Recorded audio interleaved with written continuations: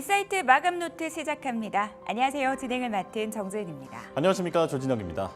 어제 그리고 오늘 정말 정신이 하나도 없는 시장입니다. 멀쩡히 길을 가다가 대차게 얻어맞았고 바로 연고를 발라주기는 하는데 얻어맞았던 기억이 사라지지는 않습니다. 여러모로 외상 후 스트레스 장애에 시달리는 우리 투자자들입니다. 자, 그래도 시장 패닉셀 하루 만에 반등이 나와주고는 있습니다.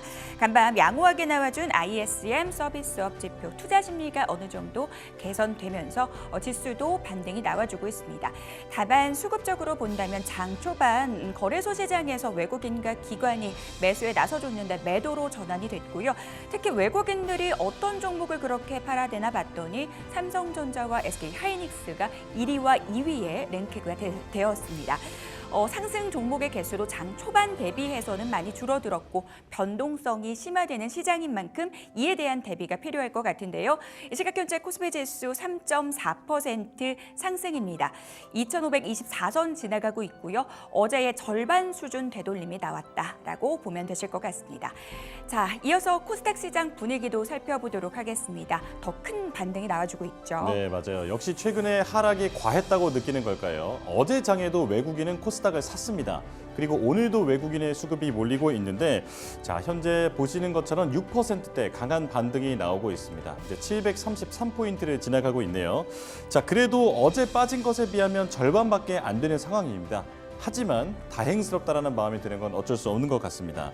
자, 어제는 사실상 전 섹터가 다 빠졌는데 오늘 기술적 반등에 나서고는 있거든요. 자, 이 중에서도 회복 속도가 빠른 부분들이 있습니다. 역시 반도체 소부장주, 그리고 조선과 조선 기자재, 여기에 2차 전지, 그리고 제약 바이오까지 온기가 빠르게 돌고 있습니다.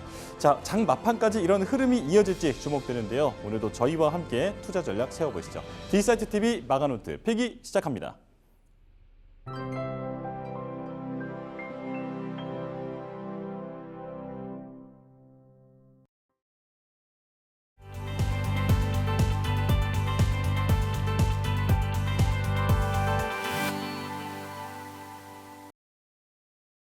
이슈노트와 함께 하시죠. 시장의 핫한 이슈 점검해보고 전략 세워보는 시간입니다. 자, 오늘은 이지스탁 이지은 대표님 함께합니다. 어서 오세요. 안녕하세요. 네, 대표님과 함께 시장 이야기 나눠보도록 하겠습니다. 오늘의 이슈 화면으로 확인해 볼까요? 자, 조선주 저가 매수 기회 잡아도 될까요? 이에 대한 이야기 나눠보도록 하겠습니다. 화장품주 수출과 실적 기대감이 유효한 건지 이야기 나눠보고요. 자, 위고비의 국내 출시와 함께 비만주가 주목되고 있는데 이에 대한 이야기도 나눠보도록 하겠습니다.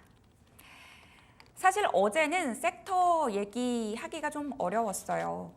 시장이 워낙 많이 밀리다 보니까 섹터 얘기하는 게 무슨 의미가 있냐라는 생각이 들었는데, 사실 조선주 얘기 묻기 전에 대표님께 좀 얘기를 묻고 싶은 게 있는데, 이제 시장이 만약에 반등이 나와준다면 기존 주도주 쪽으로 봐야 할까요? 아니면 좀 소외됐었던 쪽, 뭐 2차 전지라든지 이런 쪽을 봐야 될지 어떤 방향으로 보고 계세요? 저는 개인적으로 만약에 시장이 반등이 나와준다라고 한다면 네. 당분간은 테마성 종목들이 좀 더 강할 거라고 보고 있고요. 네. 물론 시장을 주도했던 섹터 쪽에서도 흐름이 나오기는 하겠지만 지금 뭐 2차 전지, 반도체 이런 종목군들은 네. 저는 무리해서 담을 구간은 개인적으로는 아니라고 생각을 하고 있고요. 지금 당장 어디가 주도 섹터가 될 거라고 판단을 하기보다는 저는 지금은 시장의 흐름을 이렇게 큰 그림에서 좀 보신다고 한다면 네. 결코 지금 손이 막 나가는 장세는 아니라고 생각이 되거든요. 네. 그 이유는 오늘 이제 PMI 서비스 지표가 좀 긍정적으로 나왔다라고는 평가는 되지만 여전히 시장의 리스크적인 부분들이 해결된 거는 없다라고 생각을 해요. 중동 리스크도 그렇고 지금 AI 관련돼서 뭐 버블, 고점에 대한 논란까지도 뭐 어느 하나 시원하게 해결이 된 부분은 없기 때문에 이와 같은 해결책이 나오지 않고 시장이 좋아할 만한 호재나 이슈가 나오지 않는다 한다면 이런 우리가 큰 주도 섹터 안에서의 흐름은 오히려 더 어려워질 수 있다라고 보고 있고요. 네. 시장이 단기적인 반등을 할 때마다 오히려 테마성으로 갔던 종목들이 조금 더 시세가 나올 거라고 보고 있고 네. 물론 이런 기회 때 우리가 그동안 눈여겨봤던 종목들에 대해서 좀 더 공부하고 좀 더 종목을 선별해 놓을 필요는 있다라고는 생각하지만 지금이 엄청난 매수 찬스라고까지는 저는 아직은 보지는 않습니다. 시장에 대한 섣부른 판단은 금물이다. 좀 더 지켜보자라는 부분들 언급해 주셨습니다. 그러면요, 우리가 첫 번째로 얘기할 섹터가 조선인데요. 어제 진짜 조선 엄청나게 밀렸습니다. 물론 다 밀렸지만 그 안에서도 특별히 낙폭이 조금 눈에 띄었는데요. 그러면 조선주 사실 그 전까지만 하더라도 워낙 좋다라는 얘기를 많이 했으니까 네. 그럼 저점 잡아볼까? 이런 생각들 하실 것 같은데 아직 시기상조인 걸까요? 조선은 제가 앞전에 말씀드렸던 이제 주도 섹터의 흐름은 조금 다르게 본다라고 한다면 네. 지금 이런 시기 때는 우리가 꼭 내가 시장에서 주도 섹터를 담아야지. 근데 우리가 좀 지켜보면 반도체, 2차 전지 그동안 이제 주도 섹터라고 불렸던 쪽은 막상 기업들이 실적을 좋게 내는 기업들이 없는 것도 사실이었어요.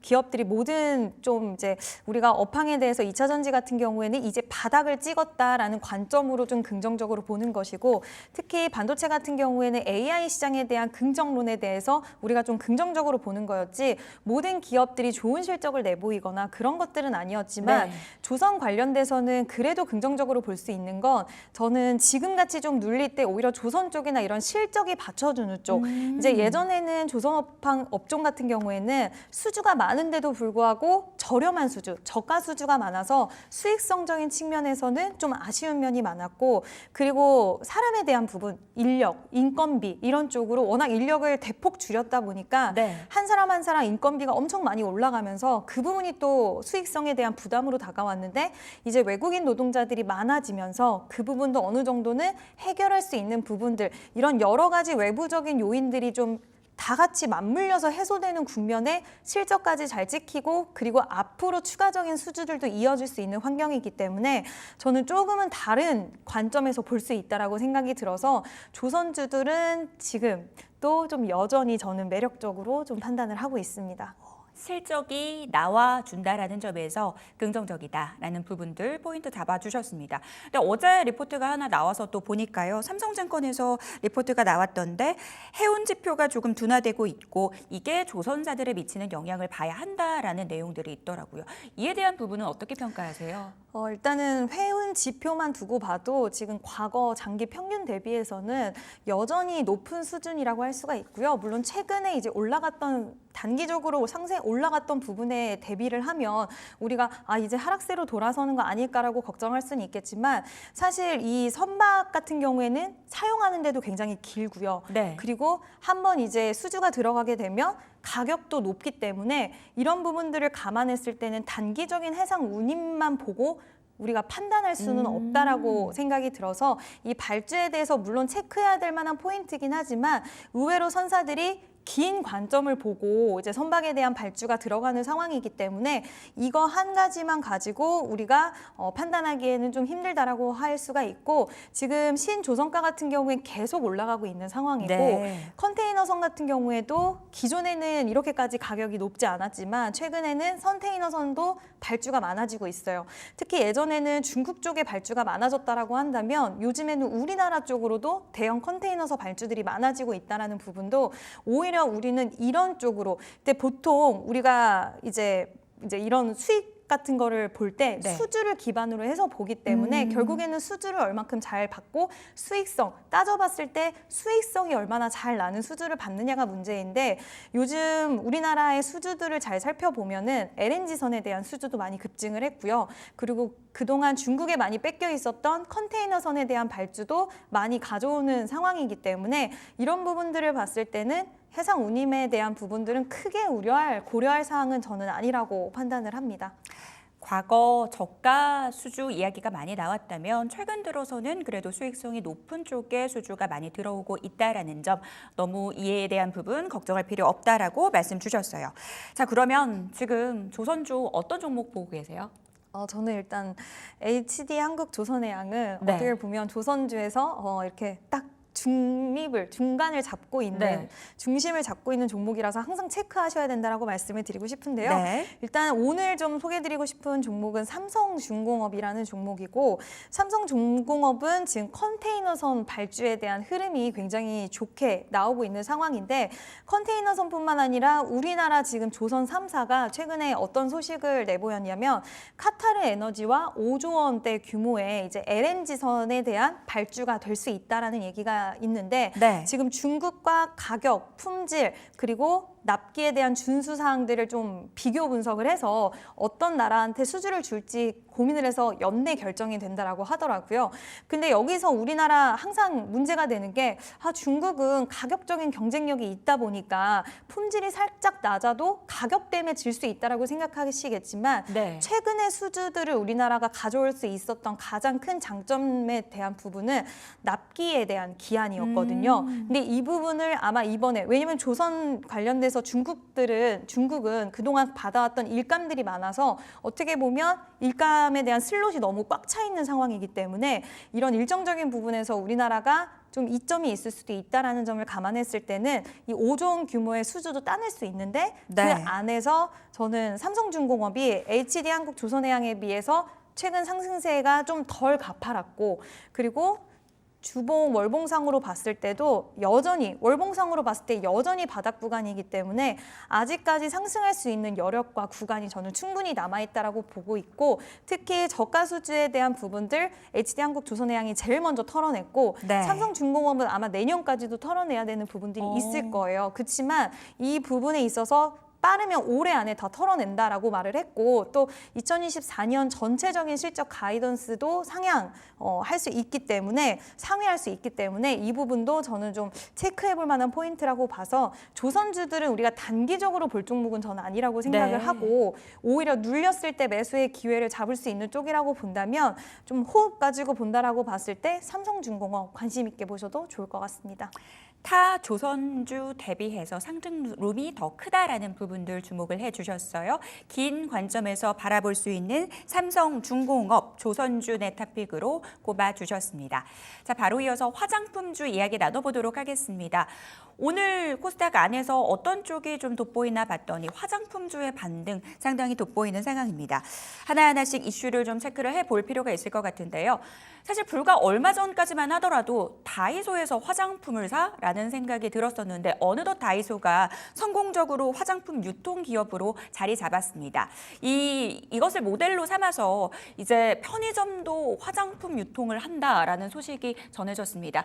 우리가 이걸 어느 정도의 호재 정도로 좀 인식을 해볼 수 있을까요? 이게 뭐 우리가 호재로 봤을 때 그 크기가 이제 대박 이슈가 나왔다라고 네. 보기에는 좀 무리가 있을 수 있겠지만 우리가 과거에 이제 처음에 다이소에 화장품이 입점된다고 했을 때 그렇게 기대치가 크지 않았어요. 네. 근데 VT라는 이 브랜드가 결국에는 다이소, 물론 올리브영에서도 굉장히 인기가 많았지만 다이소에서 입소문을 타서 올리브영까지 간 사례라고도 볼 수 있기 때문에 네. 또 대박 브랜드가 편의점을 통해서 나올 수가 있는 거고 그리고 화장품에 대한 이제 좀 접근성이라던가 이런 것들이 용이해질 수가 있기 때문에 그동안 뭐 남성분들이라든지 안 썼던 화장품을 편의점에서 우연히 구매를 했는데 그게 재구매로 이어질 수도 있는 거고 또 대박 그런 브랜드들이나 제품들이 탄생할 수 있고 만약에 여기서 그동안 시장에서 부각을 받지 못했던 종목인데 이제 저가의 화장품 이제 편의점으로 유통되는 브랜드들을 또 따로 만들었는데 그 부분이 부각을 받을 수도 있다라는 재료적인 측면에서는 향후 이를 통해서 나올 수 있는 유통 채널이 확대됨에 따라서 나올 수 있는 재료나 모멘텀을 만들어갈 수 있는 밑바탕, 밑거름이 좀 될 수 있다라고 보기 때문에 네. 저는 일단은 뭐 엄청 큰 호재성 이슈라고 보기에는 어렵다 하더라도 지금은 여러 가지 단계별로 좀 밑거름을 뿌려놓는데 하나의 그런 재료가 될 수 있지 않을까라고 생각을 합니다. 그러면 화장품주 지금 사도 될지 고민하신 분들 있으실 것 같아요. 사실 이렇게 다 빨간불 일색일 때는 나만 좀 저점 놓치는 거 아니야? 라는 불안감이 한켠에 자리하기도 하거든요. 시장은 여전히 불안하기는 하지만 화장품주 지금 담아봐도 될까요? 지금은 좀 선택과 집중이 필요한 때라고 생각을 네. 들어요. 이번에 수출 데이터를 봐도 우리가 아직까지는 중국 관련돼서는 시장성이 그렇게 올라왔다라고 판단하기에는 좀 이르고 결국에는 그 안에서 항상 수출 데이터를 볼 때마다 견조한 게 북미 쪽 그리고 그래도 일본 쪽은 좀 견조한 흐름이 나와줬기 때문에 그쪽 시장을 타겟을 해서 흐름을 이어가고 있는 기업들 위주로 보시는 게 맞다라고 보고 있고요. 모든 화장품 기업들이 실적을 잘 찍어내는 것은 아니기 때문에 관련돼서 자 킬러 뭐 브랜드가 있던지 네. 아니면 OEM, ODM 기업인데 인디 브랜드 수를 확 엄청 많이 가지고 있다던가 이런 어떤 독보적인 뭔가 사업성의 내용을 갖고 있는 기업들 위주로 지금은 보시는 게 맞다라고 판단이 들고요. 그와 관련돼서 그런 종목들이 또 오늘 시장에서도 강하게 반등이 나와주고 있기 때문에 네. 선택과 집중이 지금은 예전처럼 화장품주니까 무조건 가는 아닌 것 같고 선택과 집중이 좀 필요한 시기다라고 말씀드릴 수 있을 것 같아요. 이렇게 불안한 시장일수록 선택과 집중 필요하다. 숫자가 정확하게 찍혀주는 기업들 위주로 보자라는 부분 말씀 주셨어요. 그럼 화장품주 내에서 어떤 종목 보고 계세요? 네, 일단 오늘 편의점 얘기도 했으니까 네. 네, 다이소에서 엄청나게 이제 인기를 끌었던 제품이 이제 니들샷을 가지고 있는 VT라는 기업인데요. 네. 오늘도 좀 강하게 반등 탄력이 나와주고 있는데 VT 같은 경우에는 이제 니들샷이라는 제품도 굉장히 유명하지만 시카라인이라고 해서 마스크팩부터 해서 앰플부터 해서 또 이번에 아마존에서 이제 행사했을 때 네. 굉장히 인기가 좋았어요. 오. 근데 일본에서도 인기가 높은 상황이고 지금 시장에서는 우리가 리드샷이 워낙 흥행을 지속하다 보고 있다 보니 그쪽으로만 쏠려 있지만 다른 라인도 잘 매출이 올라오고 있는 기업이고 원래는 우리나라 지금 내수 시장에서 견조한 흐름이 나오고 있는데 내수와 일본 시장 쪽에만 기대감이 좀 있었다라고 한다면 아마 하반기부터는 북미 쪽에 집중해서 좀 투입이 될 거라서 관련돼서 지속적으로 성장세가 좀 기대가 되는 기업이고 이번 2분기 실적도 기대해 볼 만하지 않을까라고 보고 있고요. 네. 기술적으로 봤을 때도 오늘 과연 반등이 어디까지 나올까 제가 좀 지켜보고 있었는데 네. 이 가격에 대해서 이 가격 29,000원, 3만 원을 지지해주는 라인이 굉장히 중요했는데 오늘 딱 3만 원 기점으로 아랫꼬리를 달고 물론 네. 오늘 강세가 지속 나오기는 했지만 일단 오늘 61선의 돌파도 시원하진 않았지만 어느 정도 트라이 해줬다는 부분도 긍정적인 시그널로 좀 판단할 수 있을 것 같아서 지금 관점에서도 저는 좀 유효하지 않을까라고 보고 있고요. 네. 일단 한 번 또 상승 나오고 관련해서 실적 잘 나온다고 한다면 뭐 4만 원까지도 한번 오. 달려볼 수 있지 않을까. 물론 시장 분위기가 좀 뒷받침 어느 정도는 돼야겠지만 일단 네. 긍정적으로 볼 수 있는 요소가 많다라는 이야기 드리고 싶습니다.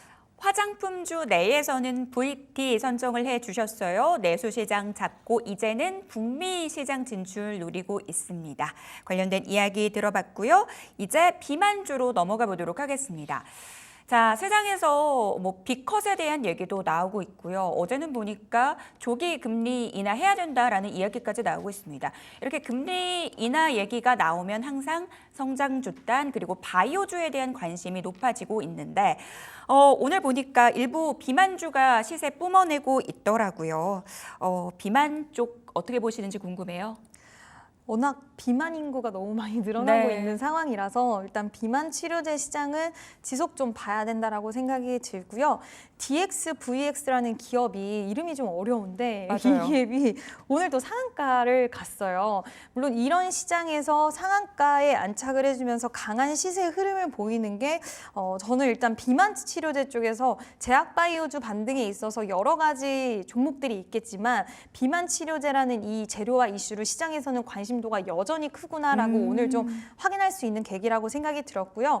위고비가 올해 3분기 국내 출시를 앞두고 있다라는 소식도 오늘 좀 나와줬는데 네. 그동안 이제 미국은 계속 있었지만 우리나라는 공급에 대한 이슈 때문에 들어오질 못하고 있다가 올해 하반기부터는 유입이 될 수 있다라는 이야기가 좀 나오고 있어서 이렇게 된다라고 한다면 우리나라 시장에서의 비만 치료제에 대한 부분들 더 관심도는 높아질 수밖에 없다라고 보고 있고요.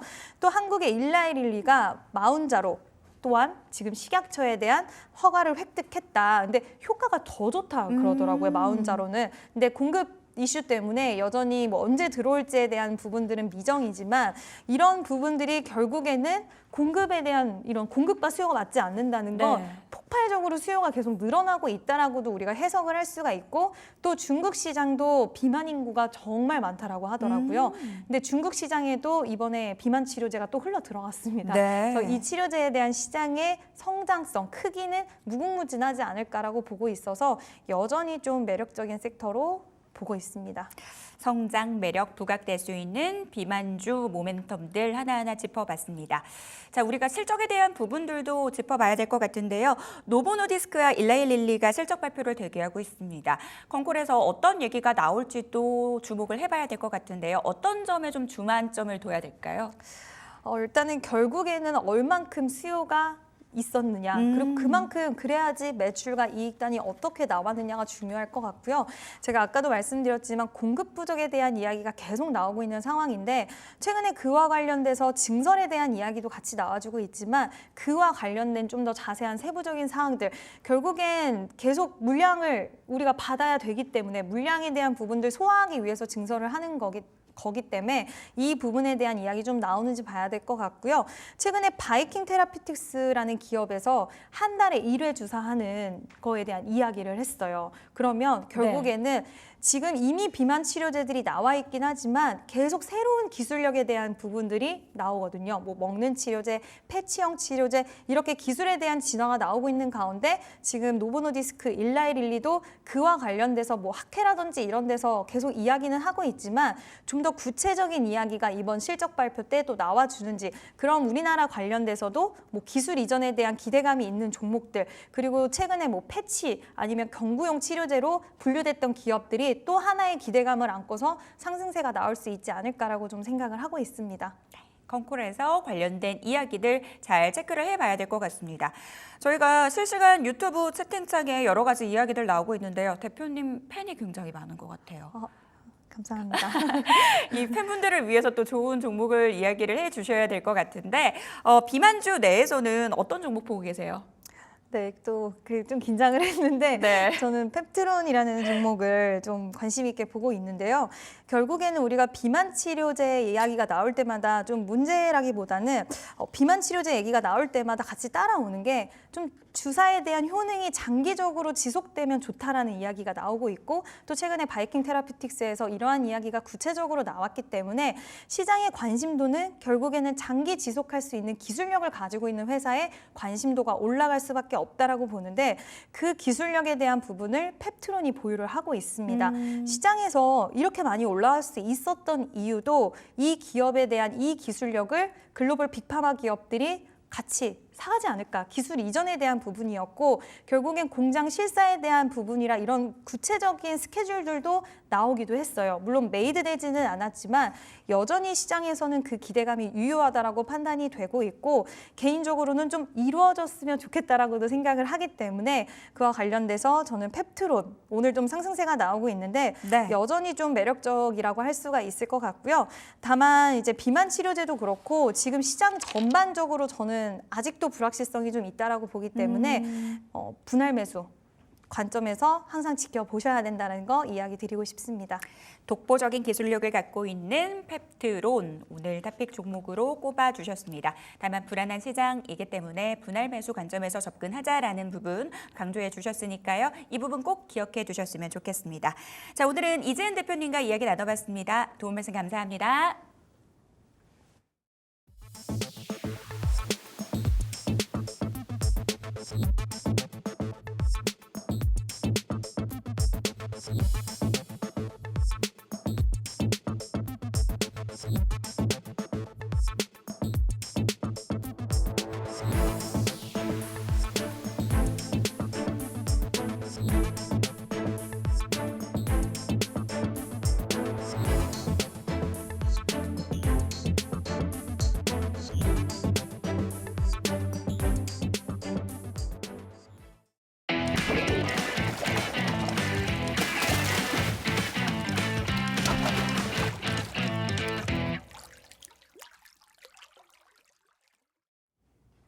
바닥에 있는 월척 종목을 낚아보는 시간입니다. 강태공 전문가와 함께하는 월척 종목, 강태공 전문가 인사하겠습니다. 어서 오십시오. 네, 안녕하세요. 네, 자 어제보다는 지금 시장 분위기가 좋기는 한데, 근데 지금 보니까 시간이 갈수록 약간 이 상승폭이 좀 줄어드는 것 같아요. 시장 어떻게 보고 계세요?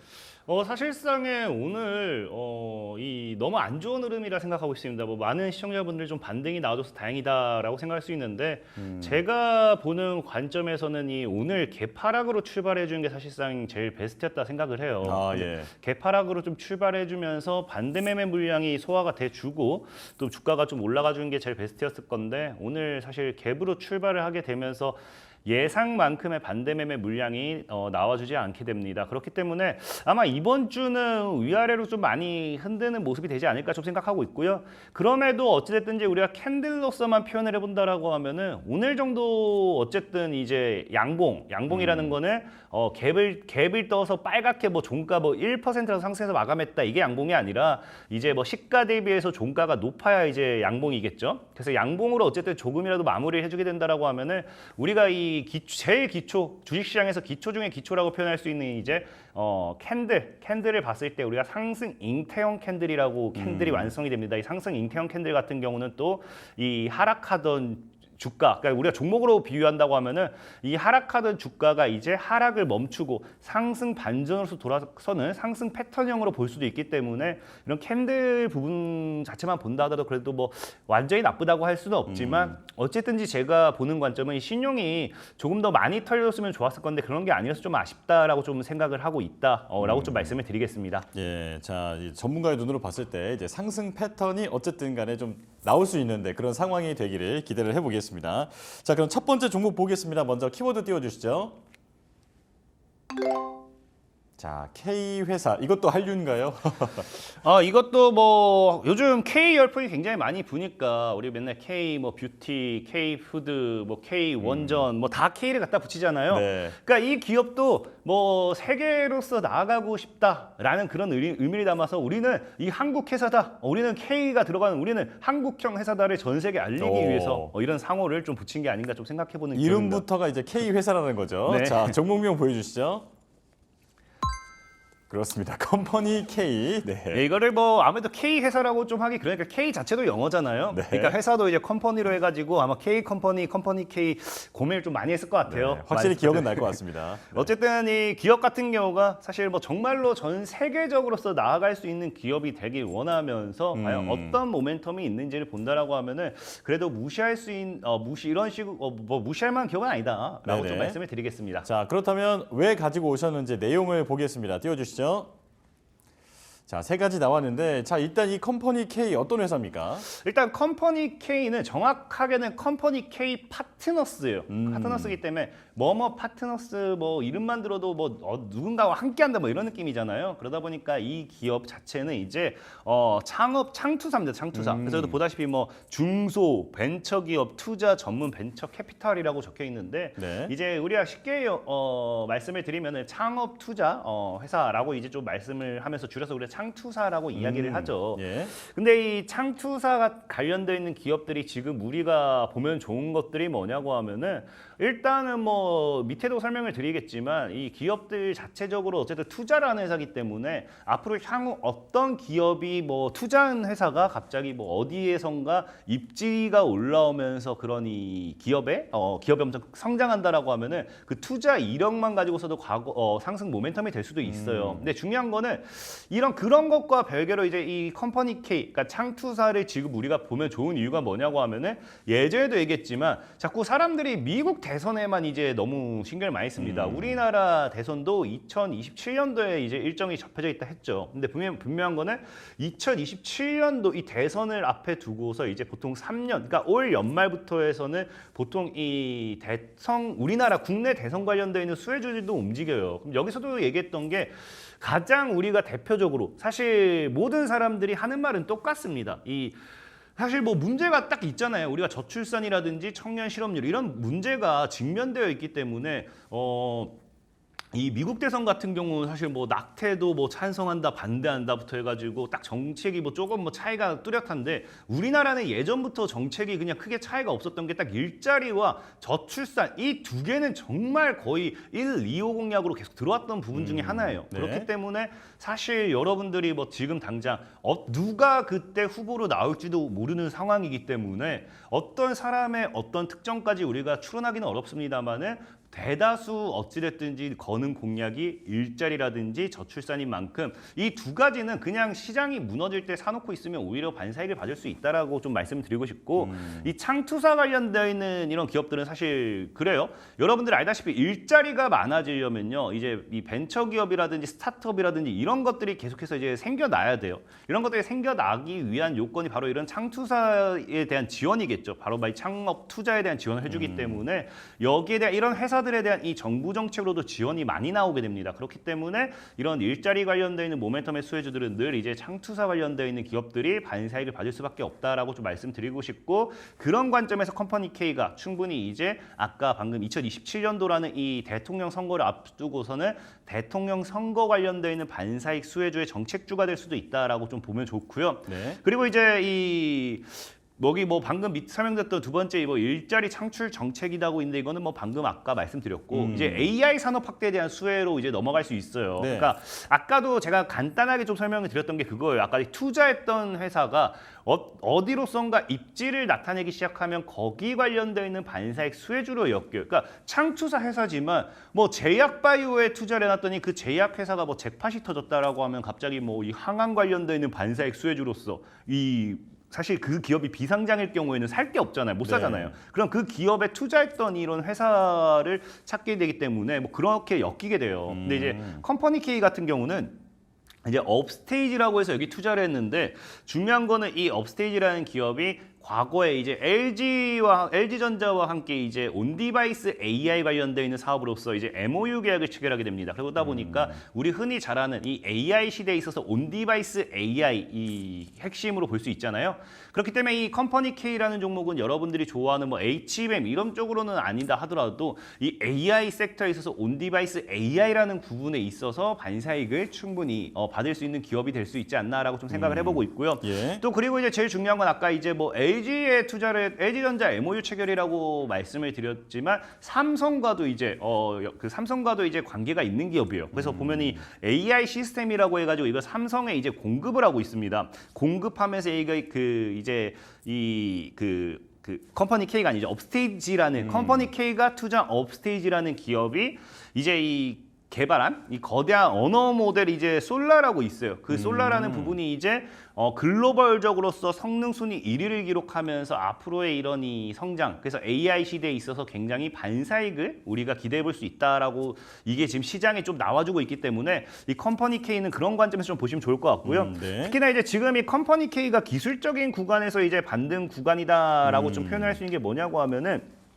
자, 어제 시장이 무너지면서 주가가 무너지는데도 그냥 안정적입니다. 이제 월봉상 보면 사실 보통은 다 신저가를 기록했어요. 예. 근데 이제 이 컴퍼니 K 같은 경우는 신저가를 기록하기보다는 기존에 있던 저가대를 깨지 않는 모습이 나와주고 있습니다. 특히나 이제 어제 그렇게 급락이 나오니까 음봉으로서 무너지는 게 아니라 이 꼬리를 달면서 저가 매수, 우리가 흔히 얘기하는 이제 반발 매수라고 표현을 하겠죠. 그러니까 저가에서 반발 매수 물량도 들어오고 있기 때문에 오히려 이런 부분을 봤을 때는 기술적인 반등을 기대해 볼 수 있는 구간대가 나온다 좀 설명드리고 싶고 전체적인 차트를 본다 하더라도 그냥 그래요. 주식에서 늘 얘기했잖아요. 주식이 정말 쉬운 이유가 많은 분들이 자꾸 모험을 하려고 합니다. 그러니까 어디가 천장일지 어디가 바닥일지 모르는 종목을 들어가서 모험을 하려고 하니까 뭐 손절가도 모르겠고 목표가도 모르겠고 답이 없는 거거든요.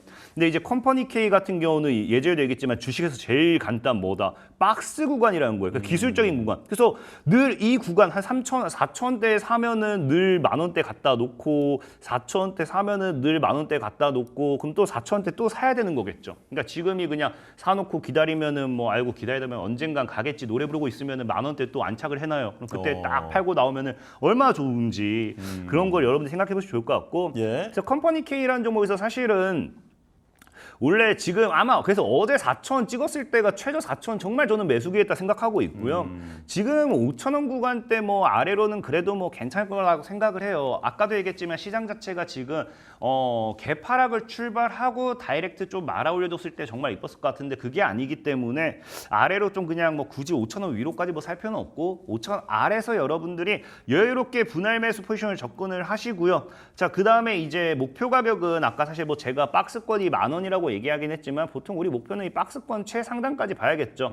그래서 목표 가격은 저는 15,000원 정도까지도 한번 노려볼 수 있다라고 좀 생각을 해보고 있고 이제 손절 가격 같은 경우는 이제 한 3,500원 정도로 이제 완전히 4,000원대가 3,500원이란 건 과거 진짜 이 코로나 때 확 무너졌던 그 구간이거든요. 그래서 거기까지 빠진다고 하면 정리하시면은 될 것 같다라고 좀 말씀을 드리겠습니다. 예, 자 일자리 창출 정책의 수혜주로 이제 선택을 한 컴퍼니 K 그리고 이제 기술적으로 봤을 때는 박스권에서 이제 반등을 기대할 수 있는 그런 자리다 이렇게 말씀해 주셨습니다. 자 매수가는 5,000원, 목표가는 15,000원, 그리고 손절가는 3,500원을 말씀을 해 주셨고요. 자 이제 다음 종목 보겠습니다. 먼저 키워드 보여주시죠.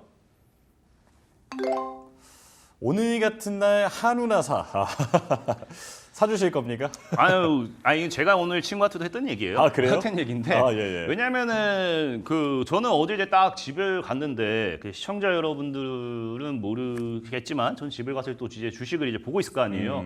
보통은 이제 반발 매수세가 나와야 되는데 오후장으로 들어가면서 반발 매수세도 안 나오는 걸 봤을 때 이게 지금 이 반대 매매 걱정에 이 시장가로 던지는 개투들 물량이 정말 많아졌다라는 거거든요. 그러다 보니까 사실 뭐 오늘 저는 좀 하락을 해서 출발하면은 2차 그래서 어제 장 막판에 종가 베팅 정도로 이제 1차 매수를 진행하고 그다음에 장 막판에 2차 오늘 이제 시가로 개파락하면 2차 매수 해가지고 오늘 딱 깔끔하게 수익 보고 나오면은 되겠다라고 이제 주변 지인들한테 좀 얘기를 했죠. 그리고 이제 주변 지인들 역시도 그렇게 종가에 들어서 이제 수익을 좀 많이 받고 예. 그래갖고 이제 뭐 오늘 같은 날에 한우나 사라고 얘기를 했는데 저는 이제 또 양지를 좋아해요. 아, 예. 그러니까 양지 사. 너가 오늘 사야지. 그 얘기를 하다가 나온 종목입니다. 자 종목명이 나온 것 같습니다. 자 바로 보여주시죠. 자 양지사 나는 양지를 좋아하니까 양지를 사달라. 네. 자 어떤 회사입니까? 이 회사가 사실 근데 진짜 재미있어요. 이게 지금 키워드를 보고 좀 설명을 드려야 되는데 예 내용 띄워주시죠 네. 바로. 이 키워드를 보면은 이게 보다시피 이 기업 자체는요 이게 수첩, 다이어리 등 생산하는 전문 회사입니다. 그러니까 이제 뭐 노트, 탁상, 일기 뭐 이런 걸 제품 제조하다 사무용품 뭐 이런 걸 제조하니까 사실 지금 시장에 이게 왜 올라가야 되는지 하나도 여러분들이 이해를 못 하실 거예요. 사실 저도 이해는 안 돼요. 이게 우리나라 주식시장이 그렇습니다. 뭐냐고 하면은 내 머리로는 이해 안 되지만 늘 올라가는 게 주식시장이다라고 좀 말씀을 드리고 싶고 근데 이 양지사라는 종목을 이제 여러분들에게 소개시켜드리고 싶은 이유는 아직 시장이 불안정하잖아요. 그러니까 이 시장이 불안정하다 보니까 뭐 하느냐 이 시장이 급락할 때마다 불안정할 때마다 움직이는 종목들이 있어요. 그중에 대표적인 게 이 양지사라는 종목입니다. 예. 이 양지사라는 종목이 이제 이렇게까지 시장이 불안정할 때다 움직일 수밖에 없는 이유가 뭐냐고 하면은 최대 주주가 보유한 물량이 굉장히 많습니다.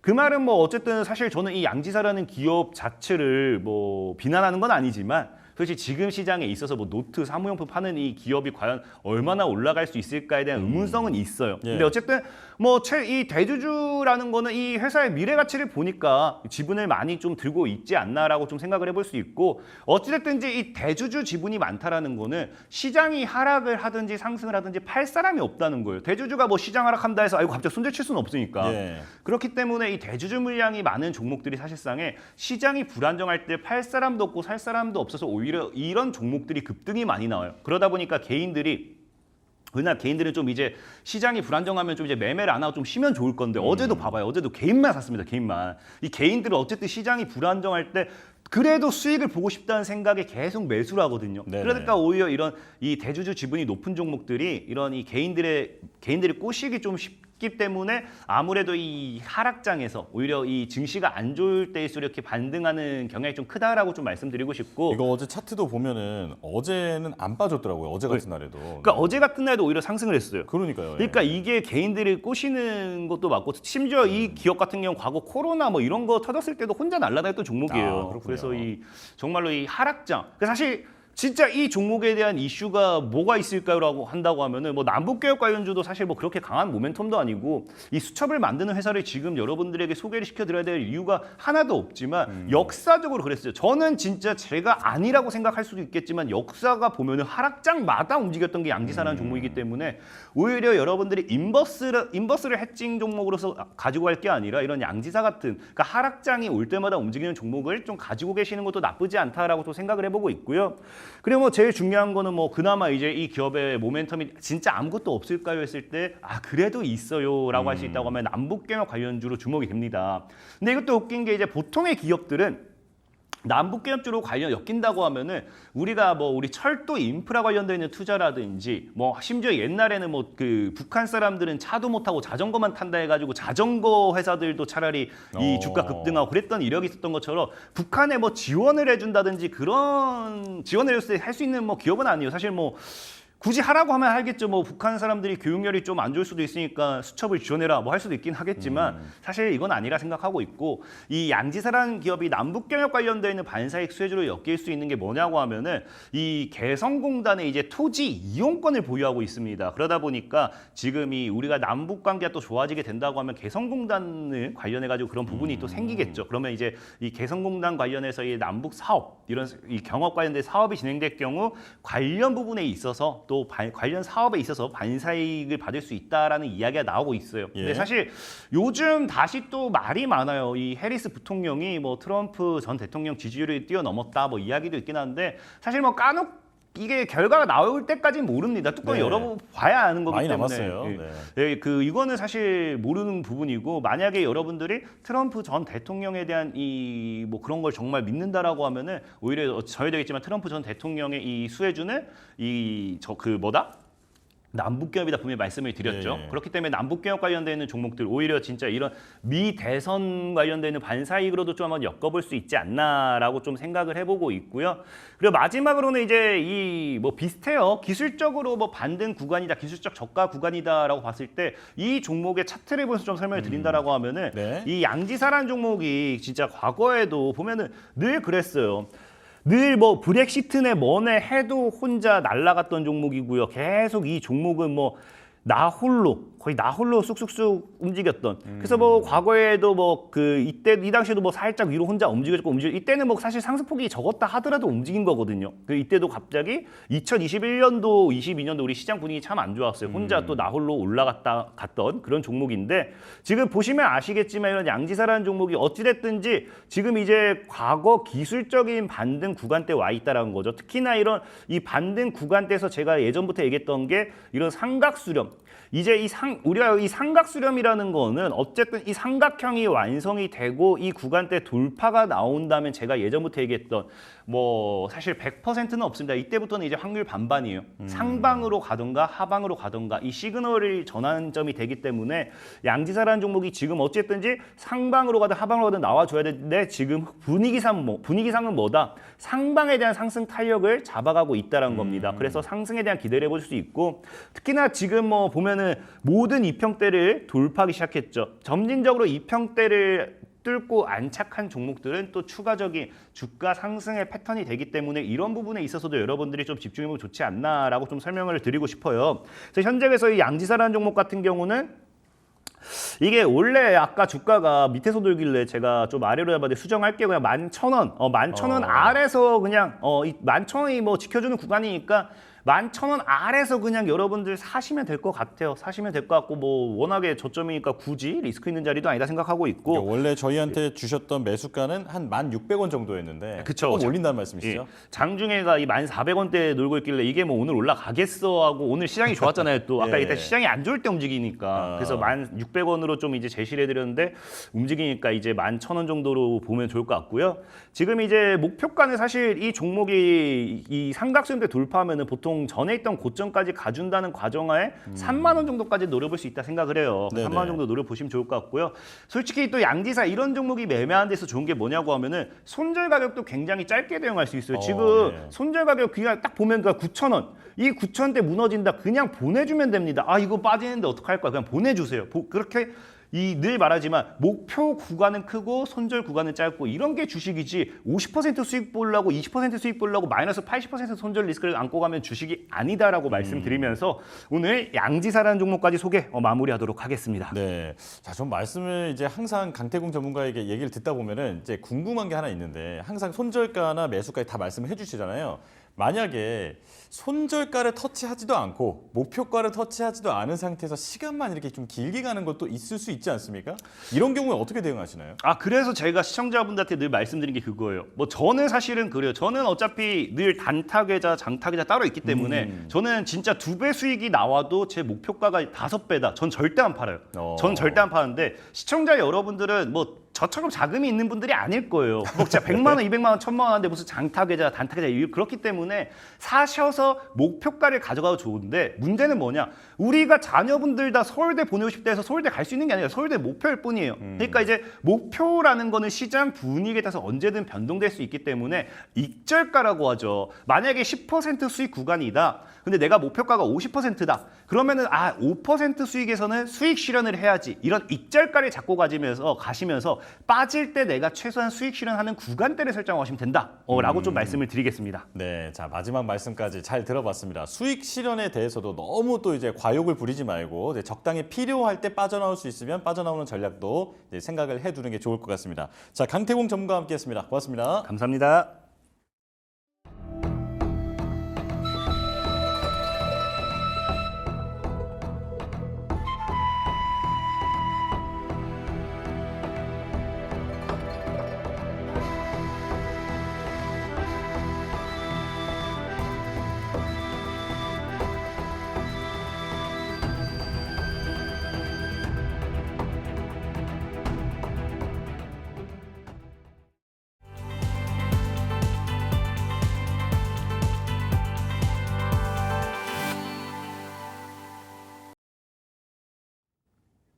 증권사 리포트를 통해 투자 인사이트를 넓혀보는 시간입니다. 역발상 투자 독립리서치 P&J 손창현 팀장과 함께하겠습니다. 어서 오십시오. 네, 안녕하십니까. 네. 자, 일단 오늘 시장 반등에 나서고 있는데 이게 지금 기술적 반등이라고 이제 평가를 좀 하고 있잖아요. 어떻게 보십니까? 기술적 반등인 가능성이 크고요.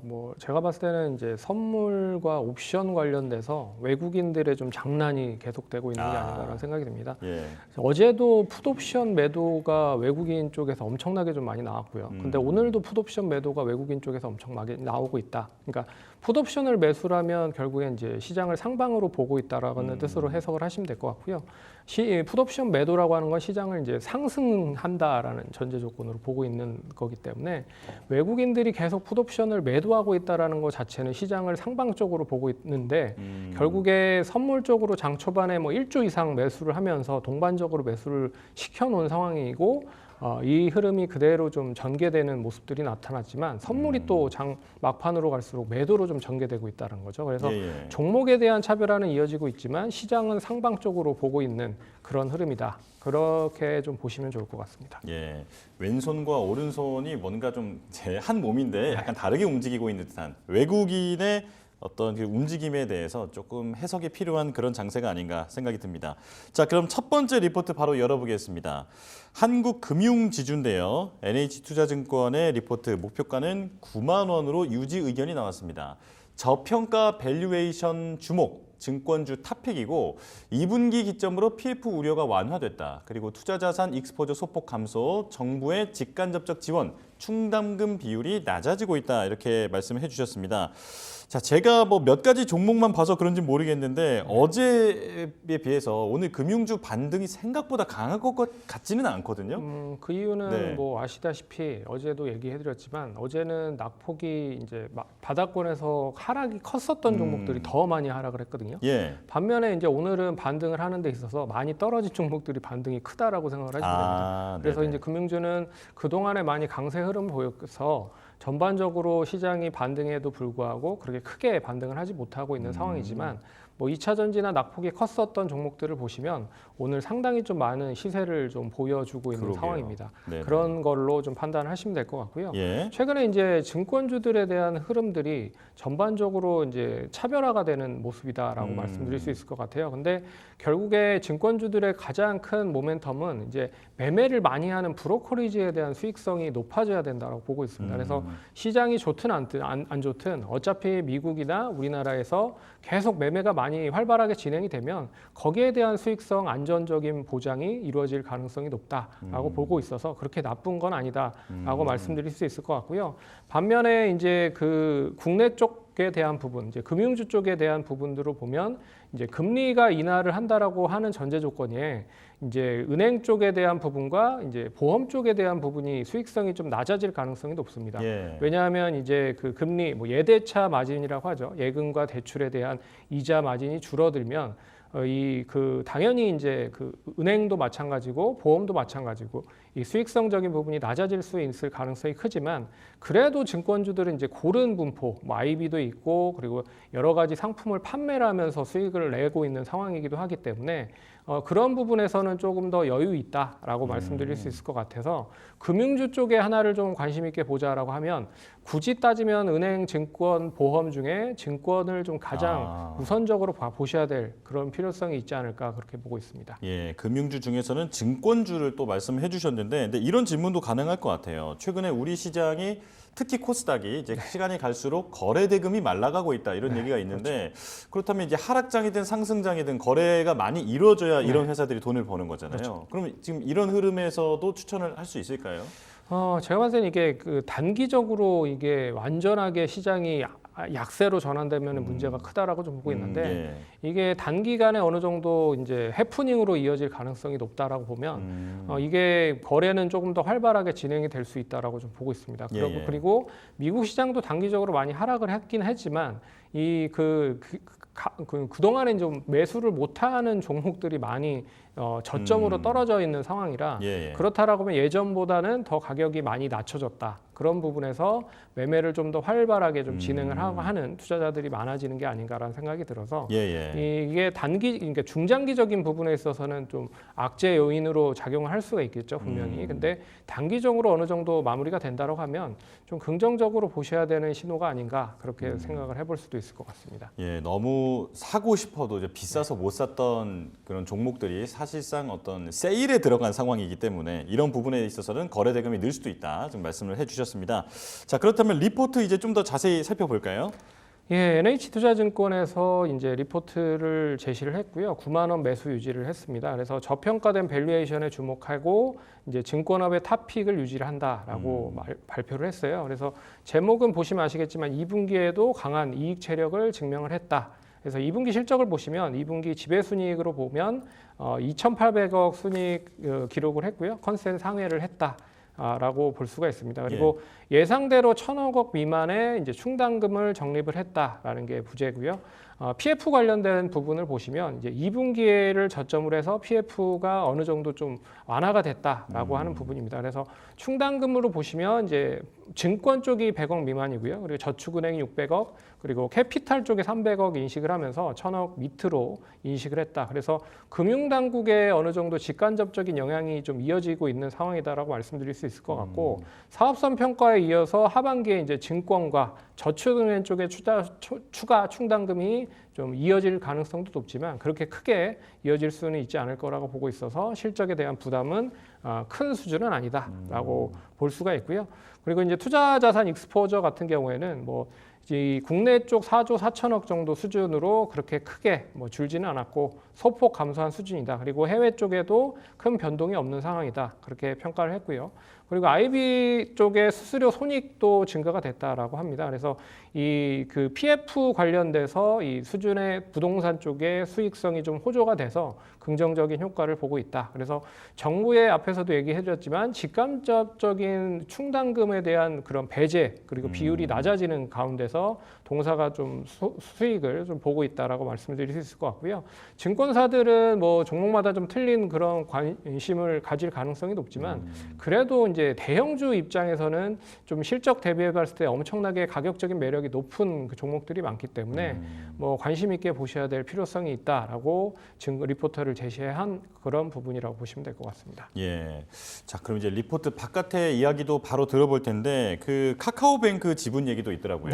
동사가 이제 카카오뱅크 지분 27.216%를 가지고 있어요. 네. 그래서 카카오와 공동 최대 주주라고 생각을 하시면 될 것 같습니다. 근데 이 인터넷 은행을 결국에는 자리매김을 잘 하고 있는 카카오뱅크에 대한 시너지 효과가 본격적으로 될 수 있을 것 같고요. 거기에 이제 토스나 K뱅크 상장사가 이제 준비를 하고 있다. 상장을 한다라고 준비를 하고 있죠. 그러면 상장했을 때 인터넷 관련된 은행에 대한 뭐 캐파는 더 커질 가능성이 높을 것 같고요.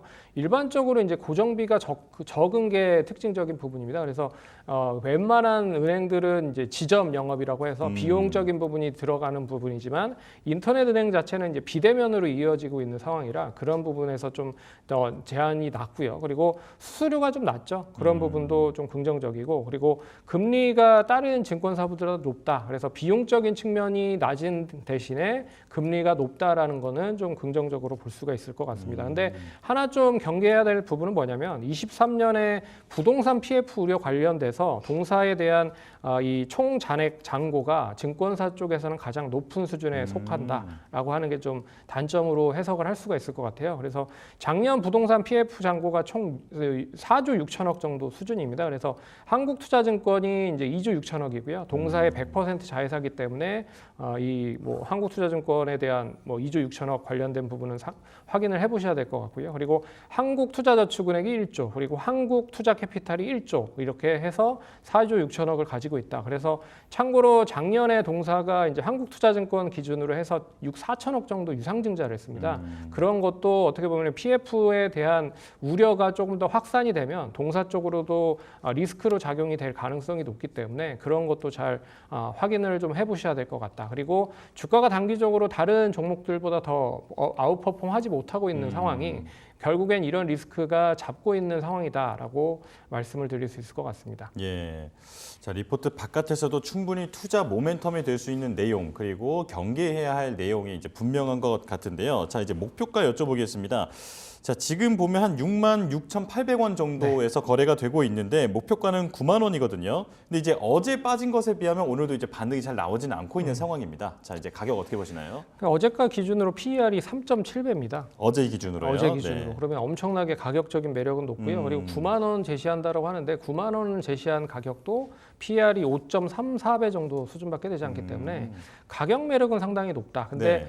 앞에서 얘기해드렸지만 이제 카카오뱅크 관련된 기대감도 있지만 이제 PF 관련 우려가 계속 주가를 좀 발목을 잡는 게 아닌가라는 생각이 들고요.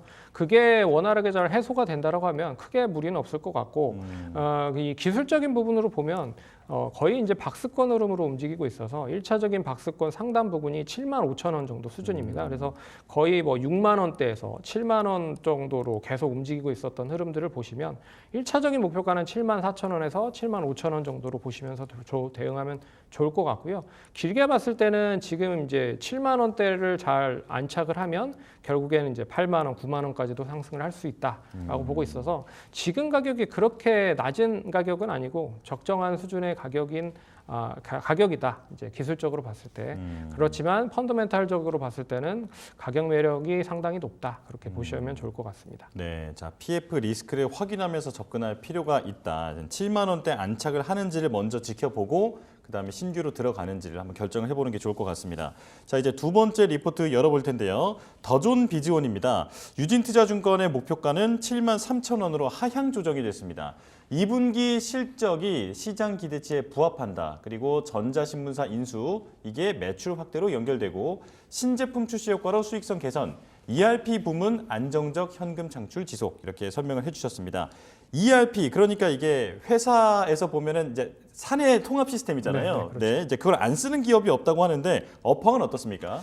대부분 이 전사적 자원관리 시스템이라고 하는 ERP 시스템을 많이 사용을 하고 있는 네. 상황이고요. 어떻게 보면 이제 생산, 물류, 재무, 회계, 영업, 구매, 재고 뭐 이런 거를 다 데이터화해서 시켜주는 솔루션이라고 생각을 하시면 될 것 같아요. 그래서 국내보다는 당연히 해외 쪽에 더 시장이 더 좋은 반응이고요.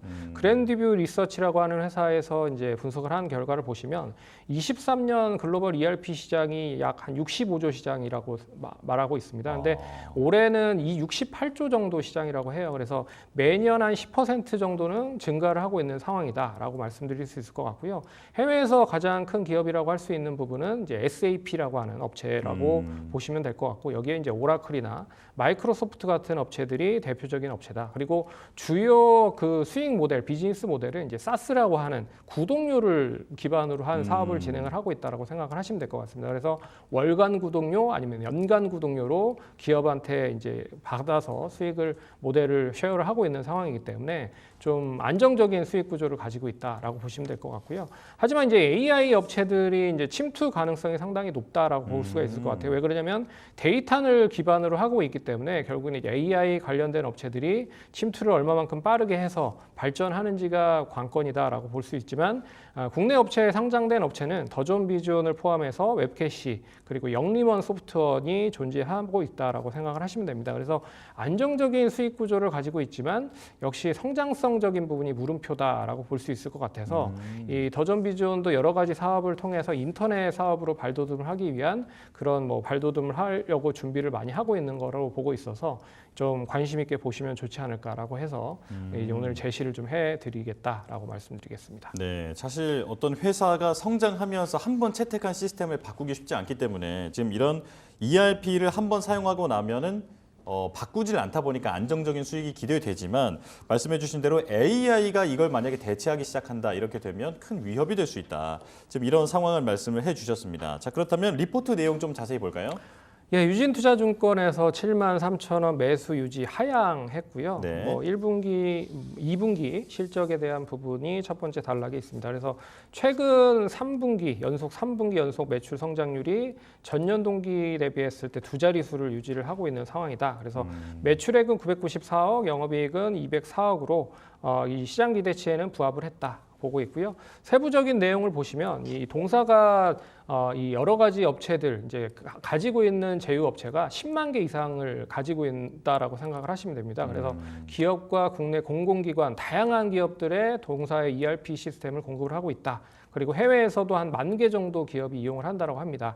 네, 거기에서 이제 대기업 위주의 익스텐디드 ERP 쪽 관련된 부분이 조금 소폭 감소하긴 했지만, 그래도 라이프 ERP나 스탠다드 ERP, 그러니까 중소기업이나 소상공인 쪽 관련된 사업 매출이 증가를 하는 부분들이 나타났다. 그리고 이제 23년 10월에 인수한 전자신문에 대한 매출이 전년 동기 대비했을 때 74.7% 증가를 했다. 그래서 본격적인 이제 시너지 효과가 이어질 수 있다라고 좀 보고 있는 것 같습니다. 그리고 3분기 그리고 하반기 때까지 실적이 우호적으로 좀 전개될 수 있는 요인을 좀 여기다 써놨는데요. 4분기 연속 두 자릿수 실적 성장과 함께 신제품 출시 효과로 수익선이 개선이 본격화된다. 라고 보고 있습니다. 그래서 이유는 한 네 가지 정도로 세 가지 정도로 구분을 하고 있어요. 그래서 위아고라고 하는 기업용 비즈니스 플랫폼을 이제 신규로 런칭을 준비를 하고 있다. 그리고 아마라톤이라고 하는 그 대기업과 중소기업과 그리고 소상공인이 모두 사용을 할 수 있는 전 제품의 개발 완료를 하고 나서 그리고 기업 가입자당 평균 수익이 계속 상승하는 효과를 보이고 있다. 그래서 아마란스 10이라는 이제 신제품도 궤도권에 안에 좀 들어오고 있는 상황이고요. 그리고 7월 18일에 신제품 옴니 이솔이라고 하는 거를 출시를 했다. 여기도 이제 공격적인 이런 마케팅으로 인해서 그 수익성이 좀 회복될 수 있을 것이다라고 해서 목표 주가는 기존 이제 91,000원에서 73,000원 하향 조정을 했다. 이 안정적인 캐시카우를 바탕으로 해서 ERP 사업을 하고 있지만 결국에 이제 전자신문에 대한 인수와 여러 가지 인터넷 사업을 좀 병행하려고 준비를 하는 것 같아요. 그런 부분에서 얼마만큼 좀 궤도권 안으로 좀 접어드는지가 관건일 것 같습니다. 네, 신제품 출시 효과 그리고 전자신문사 인수 뭐 여러 가지 어떤 성장 모멘텀은 있는데 이제 리포트 바깥에 있는 부분을 여쭤보려고 하는데요. 여기서 보면은 앞서서 이런 ERP 기업의 성장성이 낮다고 말씀해 주셨잖아요. 그래서인지 그 더존뱅크 은행을 지금 생각을 하고 있네요. 네, 이제 인터넷 은행으로 도전을 하려고 준비를 하고 있는 상황입니다. 예, 예. 이제 최근 가칭 더존뱅크라고 하는 거를 이제 설립을 해서 인터넷 은행에 도전을 하려고 준비를 하고 있고요. 근데 기존의 핀테크 업체인 테크핀레이팅이라고 하는 회사가 있습니다. 예. 동사가. 근데 그 업체와 연계를 해서 사업을 진행을 하려고 하는 것 같아요. 이 회사가 무슨 회사냐면 국내 1호 기업금융 특화된 신용평가 플랫폼 사업자를 하는 회사라고 생각을 하시면 됩니다. 그래서 팩토링 신청부터 시작을 해서 실행까지 전 과정을 비대면으로 진행을 하고 있는 업체고요. 특히나 이제 매출 채권 팩토링 관련된 기업을 하고 있는데 이게 뭐냐면 기업의 매출 채권을 금융기관 또는 이제 전문 팩토링 업체에 빠르게 이제 현금화를 시킬 수 있게 하는 그런 서비스인데요. 이런 서비스를 그 자회사가 지금 진행을 하고 있다.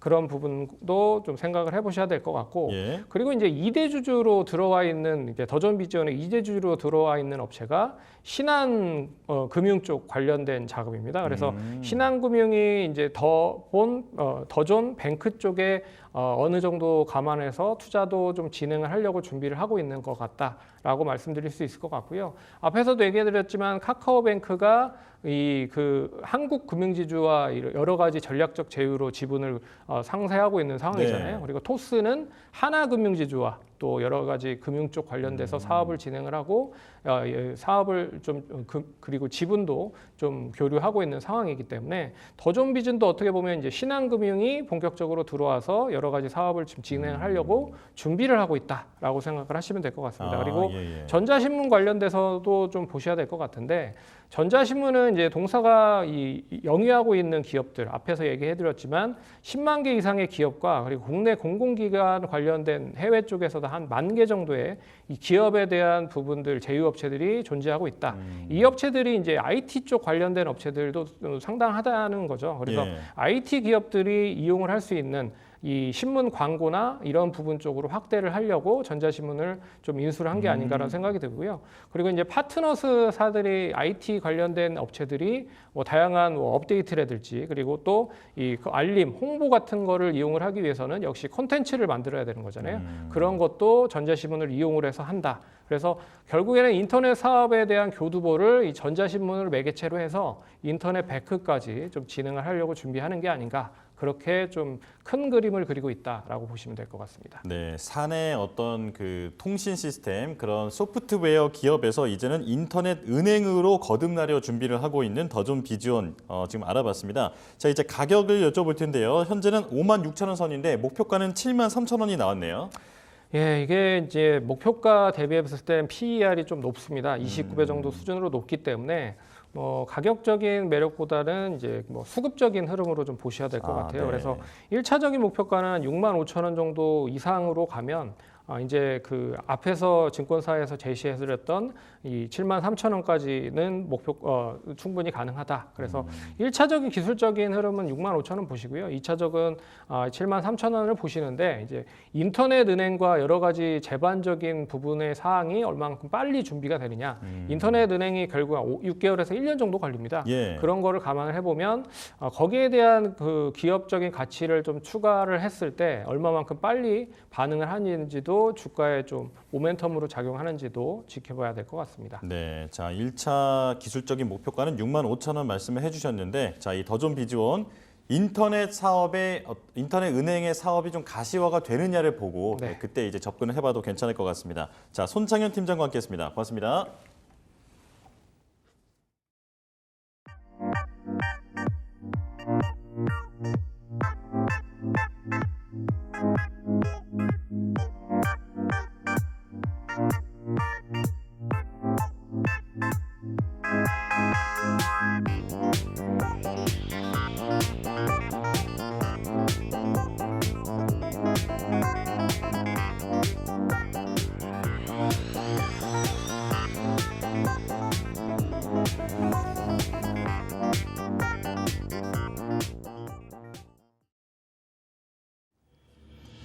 (8월 6일) 오후 이 시각 주요 뉴스입니다. 한글과 컴퓨터는 국내 금융 인공지능 기업 이노핀, 일본 AI 핀테크 스타트업 알코지와 3자 협약을 맺고 일본 금융시장 공략에 나선다고 밝혔습니다. 삼성 바이오로직스는 국내 위탁 개발 생산 기업 중 최초로 글로벌 제약 바이오 기업들의 주요 ESG 실천 지표인 PSCI에 가입했다고 밝혔습니다. 게임 개발사 데브시스터즈가 2분기 연결 기준 영업이익이 49억 4,400만 원으로 전년 동기 대비 흑자 전환했다고 6일 공시했습니다. SK텔레콤은 2분기 연결 기준 영업이익이 5,375억 원으로 전년 동기 대비 16% 증가한 것으로 잠정 집계됐다고 밝혔습니다. 현대자동차는 인천국제공항공사와 인천국제공항의 디지털 전환 및 미래 모빌리티 혁신을 위한 상호협력 협약을 체결했다고 밝혔습니다. SK이터닉스는 설비 용량 20메가와트의 고효율 고체 산화물 연료전지 발전소 7곡 에코파크의 상업 운전을 6일 개시했다고 밝혔습니다. 한국인 컴퍼니가 유망 스타트업을 발굴해 육성하는 2024 산업단지 오픈 이노베이션 프로그램을 운영하면서 차량용 배터리 비즈니스를 갖춘 사업형 지주회사로서 색채가 다채로워지고 있다는 평가가 나옵니다. 최상목 경제부총리 겸 기획재정부 장관은 6일 국회에서 열린 당정협의회에서 티몬 위메프 미정산 사태 재발 방지를 위해 전자상거래 업체에 정산 기한을 도입하고 판매 대금 별도 관리를 의무화하는 등 제도 개선 방안을 발표했습니다. 이 시각 주요 뉴스였습니다.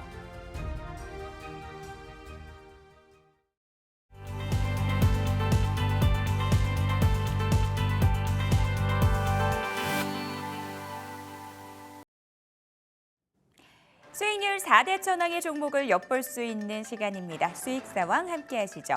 자, 오늘은 강호진 전문가 연결해서 종목 이야기 들어보도록 하겠습니다. 전문가님 안녕하세요. 네, 안녕하세요.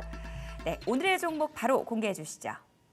네, 오늘 소개해드릴 종목은 바로 이제 셀트리온이라는 기업입니다. 이제 셀트리온 같은 경우에는 잘 아시겠지만 이전에 이제 CMO로 출발해서 이제 바이오시밀러 관련된 사업을 영위하고 있는 기업이라고 생각을 해주시면 될 것 같습니다. 자, 그런데 최근 이 주력 제품 중에서도 그러니까 이 바이오시밀러의 주력 제품을 통해서 매출 증가가 좀 이뤄지고 있는 상황이라고 좀 보시면 될 것 같은데 이전에 이제 램시마라는 제품을 잘 아실 겁니다. 그런데 이전에는 이 정맥주사 IV형 같은 경우에도 판매가 좀 잘 되고 있었으나 사실 우려의 목소리가 좀 나오기는 했었거든요. 근데 이제 그럼에도 불구하고 판매량이 증가하는 모습들이 나타났고 그뿐만이 아니라 이제 추후에 이제 제형 변경을 통해서 SC 제품이 다시 나왔죠. 그러고 나서 이제 유럽에서 판매를 계속적으로 하고 있는데 성장세가 그치지 않고 계속적으로 확장이 되는 모습들이 나타나고 있는 상황입니다. 그래서 단일 제품 기준으로 봤을 때도 이 램시마 SC의 이 유럽 시장 점유율이 21%에 달한다라는 얘기가 나오고 있습니다. 이제 그런 것처럼 지금 굉장히 판매가 잘 되고 있는 상황이고 그리고 이 제품과 좀 동일한 제품이 또 미국에서도 출시가 됐습니다. 이제 다만 이름이 좀 바뀌었죠. 램시마가 아닌 진펜트라라는 이름으로 지금 미국에서 판매가 되고 있는 상황입니다. 그래서 본격적으로 이제 3월부터 출시를 하기 시작해서 이제 뭐 PBM에도 등재가 되고 본격적으로 보험 환급을 받을 수 있는 그런 상황이라고 보시면 될 것 같습니다. 그래서 이런 주력 제품을 통해서 지금 매출이 좀 빠르게 증가하고 있는 상황이다라고 좀 생각을 해주시면 될 것 같습니다. 그래서 그 부분에 대해서 실적을 잠깐 한번 보여드리도록 하겠습니다. 실적을 잠깐 한번 보고 가시면은 지금 이전에 이 29년도 같은 경우에는 매출액이 1.1조 원 정도 달했었는데 이제 작년부터 시작해서 2조 원대 좀 진입을 했고요. 그 다음에 올해 같은 경우에는 이제 3.5조 원으로 매출액도 크게 증가할 것으로 좀 전망이 되고 있는 상황입니다. 자, 그런데 이제 영업이익 부분을 살펴보게 되면은 3천억에서 뭐 7천억, 6천억 이렇게 계속적으로 이 매출 성장세를 보였는데 자, 여기서 보셔야 될 게 매출액 같은 경우에 2조 원대에서 3조 원대로 늘어나기는 했지만 영업이익 같은 게 6,500억에서 6,700억 정도로 많이 늘어나지 않는 것처럼 좀 보이는 상황입니다. 자, 근데 이 부분은 우리가 생각을 해봐야 될 게 바로 이제 셀트리온 헬스케어와 합병하게 되면서 뭐 재고라든지 이런 것들이 좀 넘어오게 되는 그런 좀 착시 효과가 있었다. 그렇기 때문에 영업이익이 굉장히 좀 적어 보이는 그런 효과라고 좀 보시면 될 것 같습니다. 자, 그래서 이 영업이익에 대해서는 걱정할 게 없습니다. 이제 내년서부터는 이제 정상화가 될 것으로 보여지고 있고, 내년 같은 경우에도 계속적으로 매출액이 증가하고, 특히 아까 말씀드렸었던 이 진펜트라 같은 경우에도 이제 본격적으로 하반기에 매출이 늘어날 것으로 좀 보고 있기 때문에 그런 성장세가 계속적으로 이어질 것으로 보고 있는 상황입니다. 자, 그래서 이제 매출액이 내년 같은 경우에는 4.4조 원대, 그다음에 영업이익 같은 경우에도 1.6조 원대로 굉장히 큰 폭으로 성장할 것으로 보여지는 상황입니다. 그다음에 뭐 재무적인 측면으로 봤을 때도 부채 비율이 10%대로 낮아지는 부분이고, 유보율 같은 경우에도 이 셀트리온 헬스케어가 가지고 있는 현금까지 합쳐지게 되면서 유보율이 크게 증가했다. 그래서 앞으로 추가적인 투자라든지 신약에 대한 R&D 투자 이런 것들도 더 활발해질 수가 있는 부분이고, 추가적인 M&A 부분까지도 확대가 될 수 있다. 이런 기대감을 가지고 있는 기업이다. 이렇게 생각을 해주시면 될 것 같습니다. 자, 그리고 이제 추가적으로 이제 추가 임상 이슈도 있는 상황입니다. 지금 이전에 이미 스테키마라는 이 스텔라라 바이오시밀러 제품을 좀 가지고 있는데, 이제 유럽에서 판매 권고를 좀 받은 상황이라고 생각을 하시면 되겠고, 또 추가적인 바이오시밀러인 코센틱스 같은 경우에도 하반기에 이제 미국 3상을 좀 진행할 전망이라고 합니다. 그래서 추가적인 임상 이슈도 있는 상황이고, 또 그뿐만이 아니라 지금 추가적으로 이제 상공장에 대한 투자를 지금 해놨습니다. 그래서 완공이 됐고 지금 테스트를 진행 중이기 때문에 이게 12월 내로 이 테스트가 완료가 될 겁니다. 그래서 이 FDA 승인까지 받게 된다면은 이 CMO 자체 캐파도 더 커질 수 있는 부분이다. 그래서 이전에는 19만 리터의 캐파를 가지고 있었는데 추가적으로 상공장을 통해서 6만 리터가 더해져서 이제는 총 25만 리터의 생산 캐파를 가지고 있다라고 생각을 하시면 될 것 같습니다. 그래서 이 부분에 대해서는 이전에 이 삼성바이오로직스의 설명을 드릴 때와 마찬가지로 이 생산 캐파가 커지면 커질수록 그만큼 실적 성장세도 가파르게 일어날 수가 있다라고 생각을 해주시면 될 것 같습니다. 자, 그리고 최근 들어서 이 시장의 수급 동향을 한번 살펴보게 되면은 이 제약바이오 쪽으로 계속해서 수급이 순환이 되고 있는 게 확인이 되고 있습니다.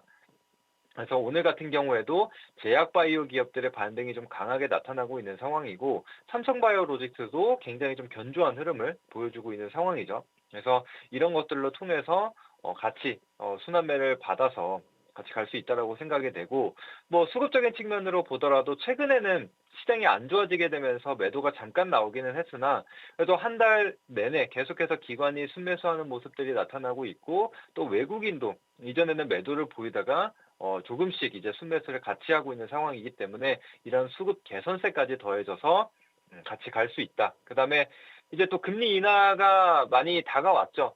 그래서 예전부터 이 제약바이오 같은 경우에는 금리와 관련돼서 계속해서 영향을 받아왔습니다. 그래서 이제는 금리 인하로 가게 되면서 조금 더 우호적인 환경이 만들어졌기 때문에 같이 동반 상승을 보여줄 수 있다라고 생각을 합니다.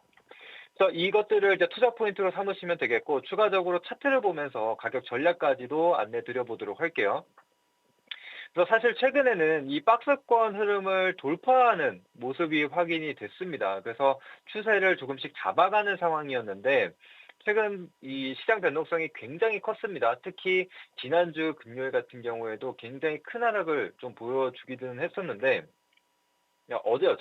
어제 큰 하락을 좀 보여줬었는데, 지금 흐름을 좀 보시더라도 이전 박스권 하단 부분에서 좀 지지를 받고 반등이 나와주는 모습들이 나타나고 있습니다. 그래서 이전에도 하방 경직성을 보였었던 가격대를 지켜줬기 때문에 충분히 이런 추세가 다시 살아날 수 있다라고 판단을 하고 있습니다. 그래서 지금 매수가를 잡아보자면 현재가 부근에서 바로 진입이 가능하시다라고 생각을 하거든요. 그래서 18만 원에서 18만 5천 원 구간에서 진입을 해주시면 되겠고, 일단은 목표가 같은 경우에는 최근 시장 상황을 고려해서 그렇게 높게 잡지는 않았습니다. 그래서 이전 고가권에서 살짝 미친 20만 5천 원을 1차 매도가로 한번 잡아보도록 하겠고, 이제 손절 라인 같은 경우에도 이전에 박스권 하단부인 이 17만 원으로 잡고 대응해 보도록 하겠습니다. 셀트리온 가격 전략까지 들어봤습니다. 오늘 도움 말씀 감사합니다. 네, 감사합니다. 네, 셀트리온의 투자 포인트 저와 함께 다시 한번 정리를 해보시죠. 증펜트라를 비롯해서 이 주력 제품의 매출 증가가 예상된다라는 부분들 말씀을 해주셨고요. 또 3공장이 연내에 가동이 가능하다라는 부분 말씀 주셨습니다. 견조한 투심 속에서 수급 개선 기대되는데 목표가는 25천 원 그리고 손절가 17만 원 잡고 대응해 보도록 하겠습니다. 자, 바로 이어서 이주영 전문가 연결해서 이야기 나눠보도록 하겠습니다. 전문가님 안녕하세요. 네, 안녕하세요. 네, 오늘의 종목 바로 공개해 주시죠. 네, 오늘의 종목은 아일리아 퍼스트 무버인 삼천당 제약을 이제 관심 종목으로 준비를 좀 했습니다.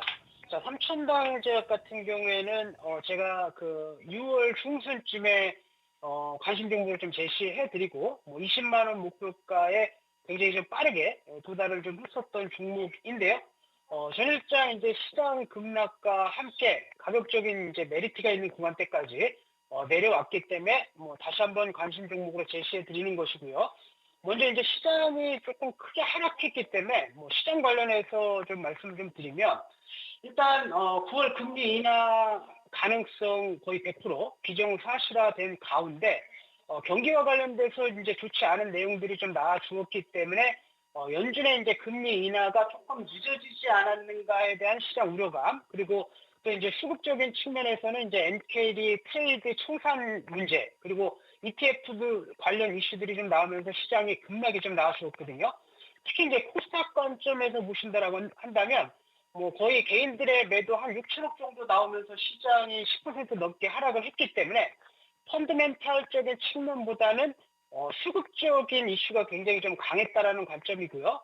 그리고 이제 코스피 전일 2,441포인트 기준으로 봤을 때 PBR이 0.87배 정도 수준이기 때문에 저는 언제나 이제 한 0.8에서 0.9배 정도 사이면 가격적으로 이제 괜찮은 밸류에이션 위치다 이런 말씀 많이 좀 드리는데요.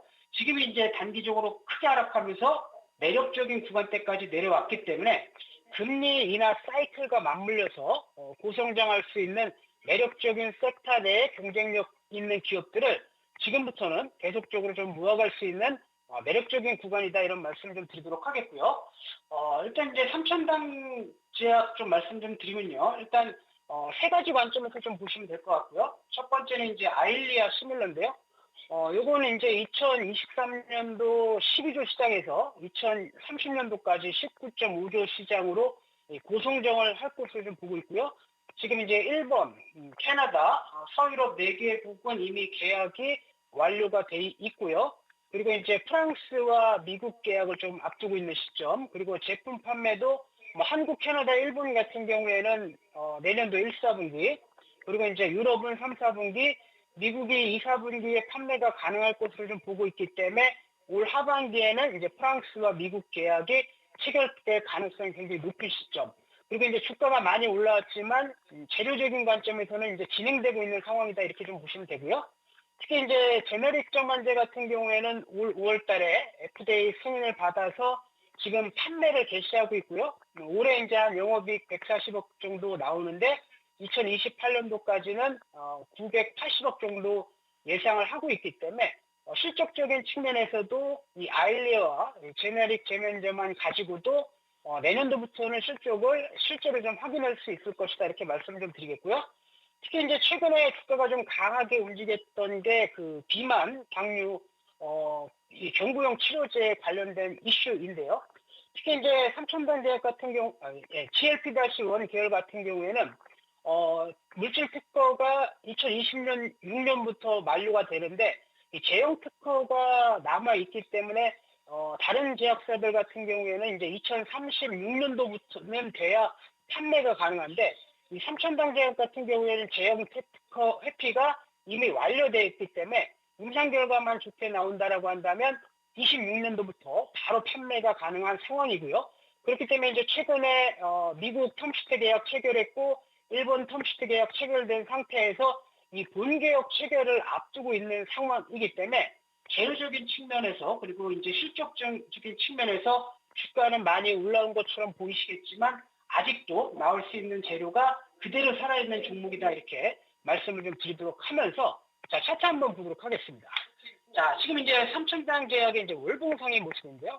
보시게 되면 이제 이렇게 올해 이제 박스권 10만 원 라인대를 좀 뚫어주면서 한 차례 레벨업 그리고 이제 15만 원 라인대를 한 차례 뚫어주고 지금 이제 월봉 관점에서 보시게 되면 강한 급등 이후에 눌림목 그리고 눌림목을 부순다라고 한다면 보통 이제 이렇게 5월선이나 이제 그 기준 전환선 자리 맞고 반등할 가능성이 높은데 물론 이제 며칠 지나지 않았지만 굉장히 좀 거래량이 없는 건전한 조정으로 좀 보여지고요. 자, 주봉 관점에서도 보시게 되면 이제 한 차례 급등 나왔다가 지지를 좀 받을 수 있는 지금 보시게 되면 기준선과 20주선 라인대 정확하게 이제 맥점이라고 볼 수 있죠. 맥점 라인대 지지받고 다시 반등을 좀 보여주고 있는 상황이기 때문에 지금 정도의 이제 수준이라고 한다면 상당히 좀 매력적인 구간이다 이렇게 말씀을 좀 드리겠고요. 자, 가격 전략 잡아드리면요. 뭐 지금 라인대부터 한 14만 5천 원 라인대까지 여유 있게 좀 분할 매수가 가능해 보이고요. 자, 손절 라인대는 이제 15만 원 잡고 가시되 이 종목은 이제 빠르게 손절하기보다는 지속적으로 이슈 같은 것을 좀 체크하면서 대응하실 필요가 있다 이렇게 말씀을 좀 드리겠고, 자, 목표가는 이제 일차적으로 20만 원 모시는데 이 알리아 시밀러나 이제 SPS 관련돼서 호재가 좀 나온다라고 한다면 제가 보는 관점에서는 30만 원, 40만 원까지도 올라갈 수 있는 중기적으로 좀 매력적인 종목이라는 점 다시 말씀드리도록 하겠습니다. 삼천당 재계 투자 포인트 이야기 들어봤습니다. 오늘 도움 말씀 감사합니다. 네. 네, 삼천당 재계 투자 포인트 다시 한번 정리를 해보도록 하겠습니다. 시장에서는 이 9월 금리 인하 기정사실화되는 가운데 이제 B컷 50bp 인하에 대한 이야기까지 나오고 있습니다. 그에 따른 기대감 유효하다라고 말씀 주셨고요. 목표가 20만 원, 손절가 12만 원 잡고 대응해 보도록 하겠습니다. 자, 딜사이드에서 최고의 전문가들의 수익률 대결은 내일도 계속됩니다. 지금까지 수익사항이었습니다.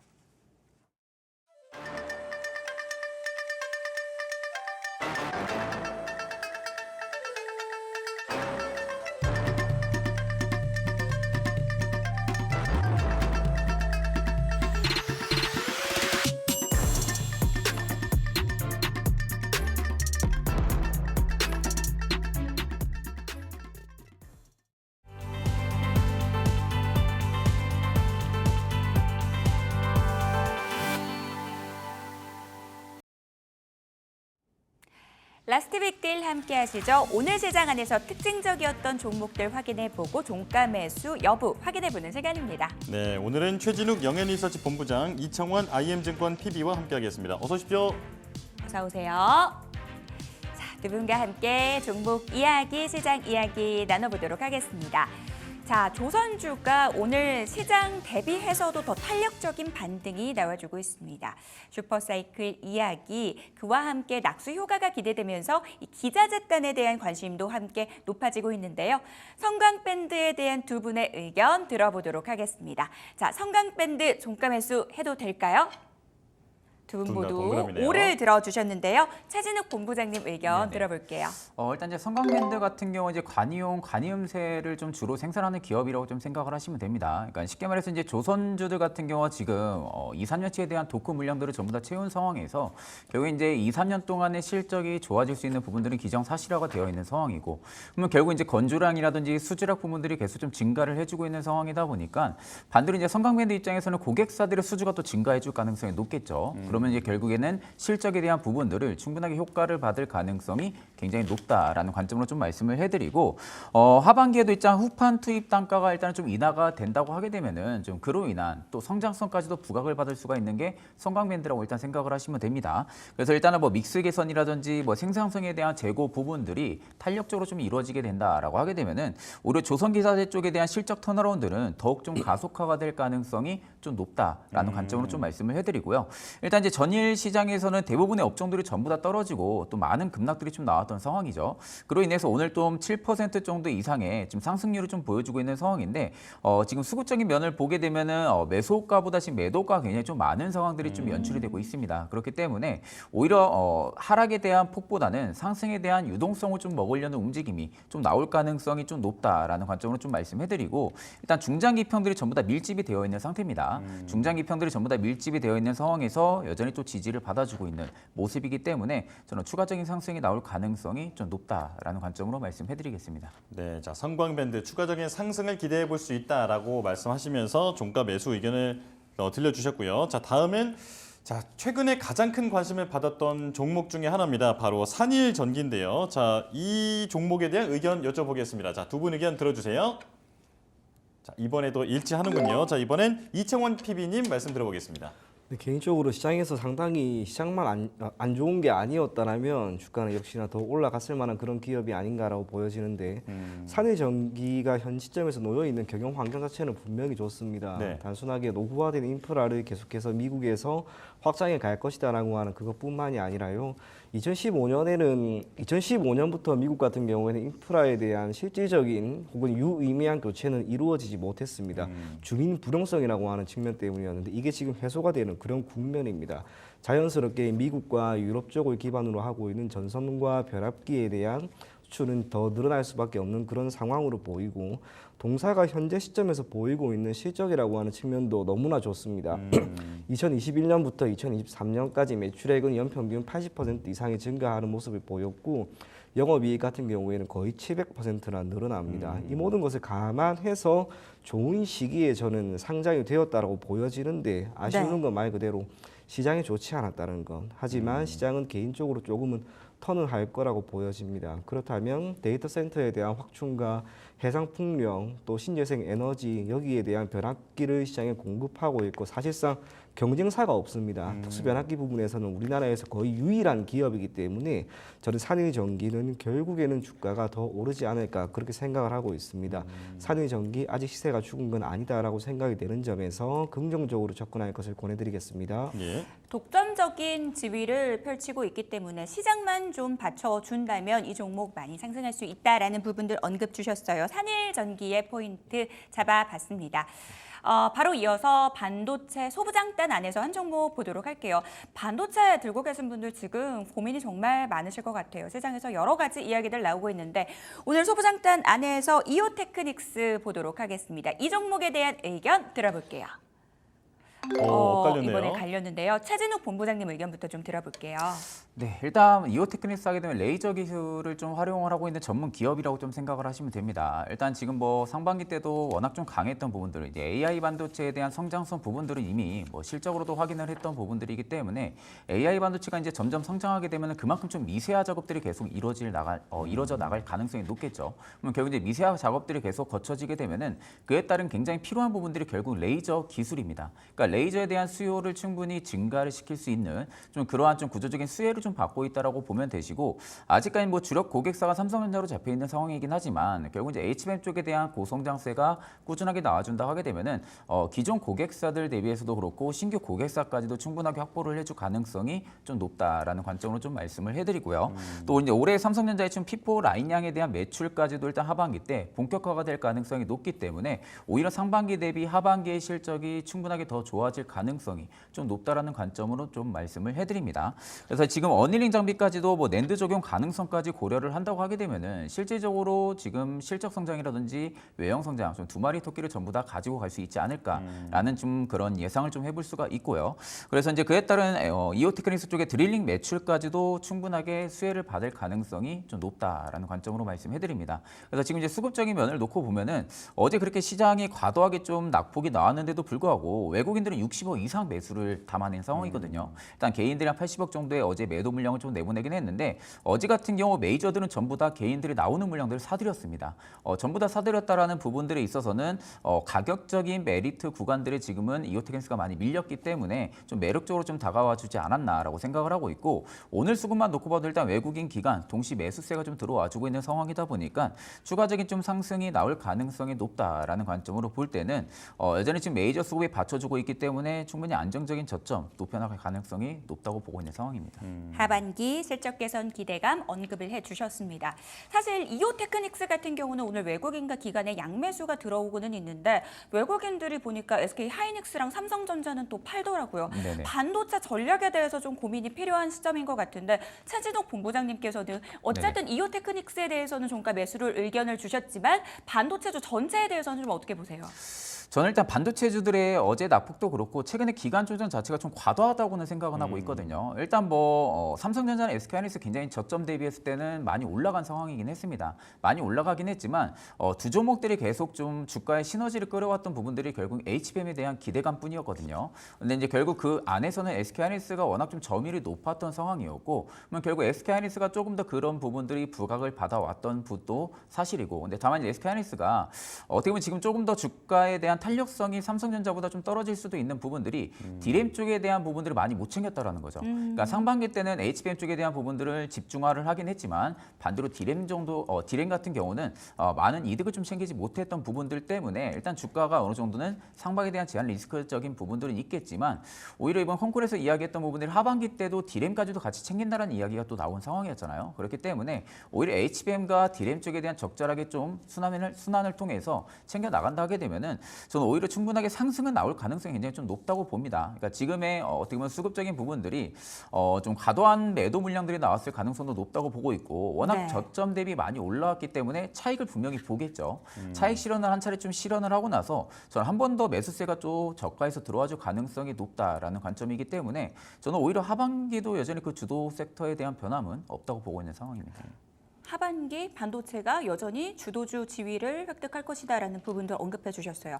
이청원 PB님 의견도 궁금하거든요. 어떻게 보세요? 개인적으로 저는 지금은 반도체는 조금은 관망할 필요가 있지 오. 않을까 그런 생각이 듭니다. 네. 사실상 우리가 원하는 건 투자에 따른 수익이죠. 그럼 이 수익을 위해서는 강한 매수세가 붙고 거래량도 실리고 그렇게 해야 되는데, 반도체 쪽은 지금 어제도 그랬지만 시장이 밀리는 가운데 가장 많이 밀렸습니다. 예. 반대로 올라갈 때도 정말 탄력적으로 올라갔어야 되는데 오늘 제가 보았을 때는 그 정도까지는 아닌 것 같습니다. 반도체에 대한 투심이 아직은 여전히 좋지 않다라고 생각이 된다는 점에서 비록 이오테크닉스가 오늘 적지 않은 상승 흐름을 보인다 하더라도 지금 시점에서 동사는 물론이고 반도체 쪽은 잠시 권해드리기는 어렵다는 이야기 전해드리겠습니다. 투자 심리로 봤을 때 좀 이제 반등이 나오는 그 탄력이 힘이 좀 부족한 게 아니냐 이렇게 좀 말씀을 해주셨습니다. 자, 그렇다면 이제 다음 종목 이마트를 볼 텐데요. 오프라인 대형마트 실적 부진에 무척 고전을 하다가 최근에 TMF 사태 이후로 다시 주목을 받고 있습니다. 자, 지금 이 이마트 두 분 의견 들어볼게요. 여기서도 엇갈렸습니다. 자, 이청원 PB님 의견부터 들어보겠습니다. 개인적으로 최근에 이마트와 관련된 리포트를 쭉 읽어보면서 정리를 해보면요. 네. 우리 모두가 아는 것처럼 지금 소비 쪽, 특히 유통 쪽 같은 경우에는 매출의 개선이라고 하는 건 쉽지 않습니다. 그러다 보니 나타날 수 있는 현상이 비용을 계속해서 줄여 나가는 건데, 동사 같은 경우에는 현재 오프라인 매장에 대한 구조조정을 계속해서 이어나가고 있고요. 희망 퇴직을 통해서 인건비에 대한 부담도 감소시키고 있습니다. 에브리데이에 대한 합병과 구매 또한 통합적으로 진행을 하고 있는 가운데 최근에는 CJ 대한통운과 물류적인 측면에서 물류비 감소에 따른 협약까지 맺었습니다. 이 모든 게 보이는 것은 무언가 경영 환경 자체가 매출액이 큰 폭으로 개선되기는 어려운 상황이기 때문에 비용을 우선은 감소시키자라고 하는 것인데, 이 비용의 감소라고 하는 게 가지고 있는 의미는 이후로 특정 분기 기준으로 매출액이 뜻하지 않게 올라가게 되면 비용의 증가는 큰 편이 아니었기 때문에 영업이익의 개선이 크게 나올 수 있습니다. 동사의 경우에도 2분기 기준으로 영업이익은 우선은 손실이 날 것으로 우리가 보고 있지만 3분기에는 영업이익이 1분기보다 높을 것으로 보여지고요. 영업이익률도 물론 크지는 않습니다만 대략 1.7% 정도까지 기대가 된다는 점, 그 모든 것들은 당연히 우리가 좋게 바라볼 수밖에 없을 것 같고요. TMF 사태 이후로 우리 모두가 알고 있는 건 무언가 결제를 한다 하더라도, 구매를 한다 하더라도 조금은 안정적인 곳에서 하자라고 하는 그런 심리가 이제 확대될 겁니다. 거기에 따른 수혜도 내심 기대가 된다는 점에서 이마트를 현 시점에서는 조금 접근해도 괜찮지 않을까 그리 보여집니다. 네, 자, TMF 사태로 인한 어떤 불안 심리의 반사 이익이 좀 기대가 되고, 그리고 비용을 잘 축소를 하고 있기 때문에 앞으로 주가에는 크게 부담이 없을 것 같다 말씀을 해주셨는데, 자, 최진욱 본부장님은 어떤 의견이십니까? 일단 이제 TMF 사태의 반사 수혜를 받는다라는 부분들을 좀 생각을 해볼 부분들이 결국 이제 온라인 중심적으로 소비 패턴 변화가 나타났다는 거거든요. 이게 일전에는 오프라인 쪽에 대한 소비 변화 패턴들이 굉장히 좀 크게 나타났다 하게 되면은 결국 이제 TMF 사태가 나왔던 부분들 대부분 뭐 가서 구매를 하는 게 아니잖아요. 온라인에서 뭐 결제를 통해서 이런 부분들 좀 처리를 하는 부분들인데, 그러면 결국 소비자들 입장에서는 오프라인보다 온라인 쪽에 조금 더 집중을 많이 하고 있다라는 거죠. 그러면 결국 온라인에 대한 소비 패턴 변화가 나타났다 하게 되면은 실질적으로 이마트 쪽에 대한 그 반사 수혜가 얼마나 커질지에 대한 부분들의 의구심이 저는 좀 있다고 생각을 하고 있고, 물론 지금 뭐 어떻게 보면 오프라인 3사가 좀 통합으로 인해 가지고 그 시너지 효과는 분명히 있을 거라고 봅니다. 뭐 트레이더스의 신규 출전 부분들도 결국 외형 성장을 이끌어줄 가능성이 높다고 보는데 일단 온라인 중심적인 소비 패턴 변화가 일단 일어난 상황이다 보니까 일정한 또 어떻게 보면 매출 반등 부분들이 강하진 않을 가능성이 높다라고 보고 있는 상황이거든요. 네. 그래서 지금 뭐 재무 구조도 보게 되면 ROE 같은 경우도 연간 ROE를 놓고 보면은 사실상 그렇게 ROE가 막 특출나게 위로 올라가고 있는 모습들은 아직 포착이 되고 있지가 않습니다. 그렇기 때문에 오히려 주가에 대한 부분들은 바닥이 잡혔을 지언정 오히려 주가를 좀 상방으로 턴을 시켜줄 만한 그런 마땅한 재료들은 아직까지 보여주고 있는 모습들이 아니기 때문에 저는 오히려 좀 매수를 진행을 하게 되면 좀 답답한 모습들이 또 나와줄 가능성도 높다고 봅니다. 물론 이제 이마트가 안 좋은 건 아니지만 지금 자리에서 저는 오히려 기록으로 본다 하게 되면 매수 관점이 좀 유효하다고 보는데 네. 내가 어떻게 보면 좀 짧은 수익률을 놓고 본다라고 하게 되면은 아직은 조금 관망을 하는 게 맞다고 보고 있습니다. 네, 바로 이어서 두산그룹주로 넘어가 보도록 하겠습니다. 밥캣과 로보틱스 합병을 두고 연일 잡음이 있었는데요. 두산 로보틱스에 대한 두 분의 의견 바로 들어보겠습니다. 이번에도 빨렸습니다. 갈렸는데 좀 빠르게 진행을 해보도록 할게요. 이청원 PB님 먼저 의견 들어볼게요. 한 2주 전만 하더라도 좋게 보았는데요. 네. 2분기 실적이 지금 나왔죠. 나오는 가운데 결과가 지금 더 안 좋았습니다. 영업 손실은 더 확대되었다는 건. 우리가 로봇 시장, 특히 협동 로봇 시장은 앞으로 계속해서 성장할 것이다라고 하는 그런 기대감 큽니다. 기조에 있는 것은 전통용 산업용 로봇 시장의 침투율을 올해 협동 로봇 시장이 넘어서니까.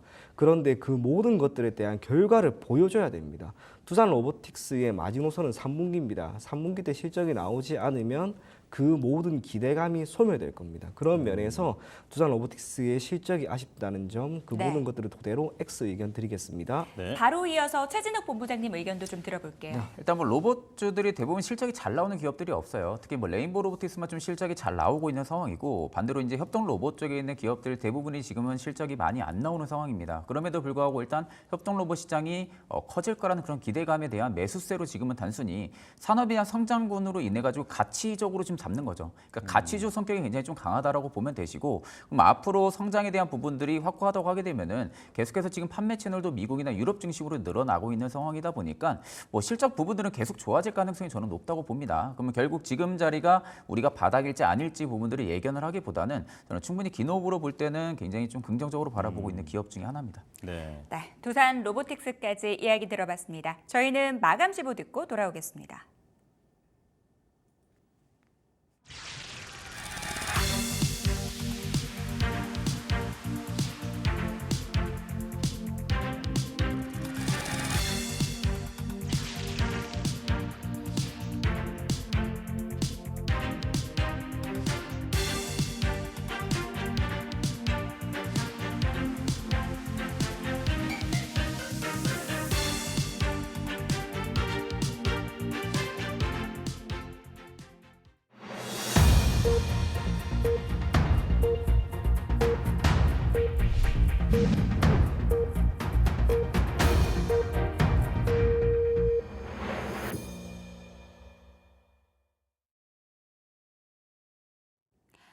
화요일장 마감이 됐습니다.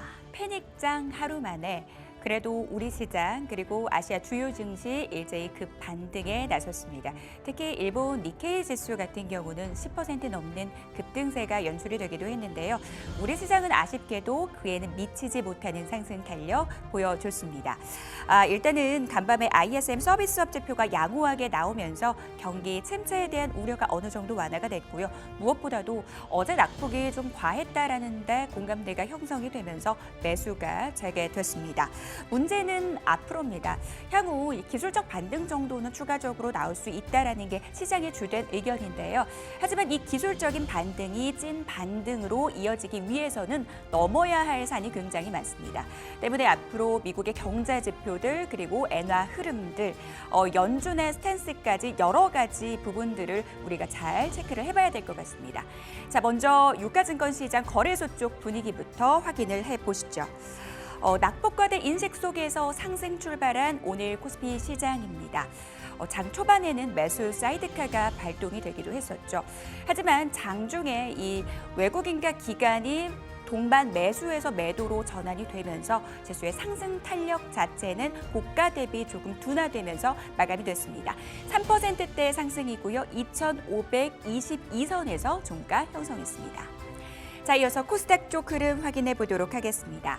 아무래도 어제 더 크게 밀렸기 때문에 코스피 대비 더 탄력적인 반등이 나와줬습니다. 외국인과 기관이 코스닥 시장에서는 수급적으로 그래도 매수를 하는 모습이었고요. 무얼 샀나 봤더니 대형주 위주의 매수가 들어왔습니다. 특히 기존 주도주였던 화장품주라든지 반도체 쪽이 더 강한 상승 탄력 보여줬는데요. 오늘 코스닥 시장 6%대 반등 나와주면서 7,732선에서 종가 형성했습니다. 시가총액 상위 종목들의 움직임 짚어보도록 하겠습니다. 어제는 다 빠졌다면 오늘은 대부분의 종목이 상승하는 모습 포착이 됐습니다. 사실 어제의 낙폭은 삼전 쪽이 더 컸는데요. 오늘 반등은 하이닉스 쪽이 더 탄력적으로 나타납니다. 다만 고민인 것은 외국인들의 수급이 돌아오지 않았다라는 부분이죠. 오늘 삼성전자와 SK하이닉스 모두 외국인들은 매도하는 모습이었습니다. 삼성전자가 1.54% 상승하면서 72,500원을 기록했고요. SK하이닉스는 4.87% 오르면서 163,700원에 마감이 됐습니다. 어제 크게 밀렸었던 자동차주도 하루 만에 되돌림이 나왔습니다. 현대차가 4.9%대의 상승률 기록했고요. 기아차 역시 동반 상승세를 기록했는데 현대차 대비 더 탄력적인 흐름이 이어졌습니다. 6.65%대 상승률 기록했고 셀트리온은 소폭의 약세로 전환이 되면서 마감이 됐고요.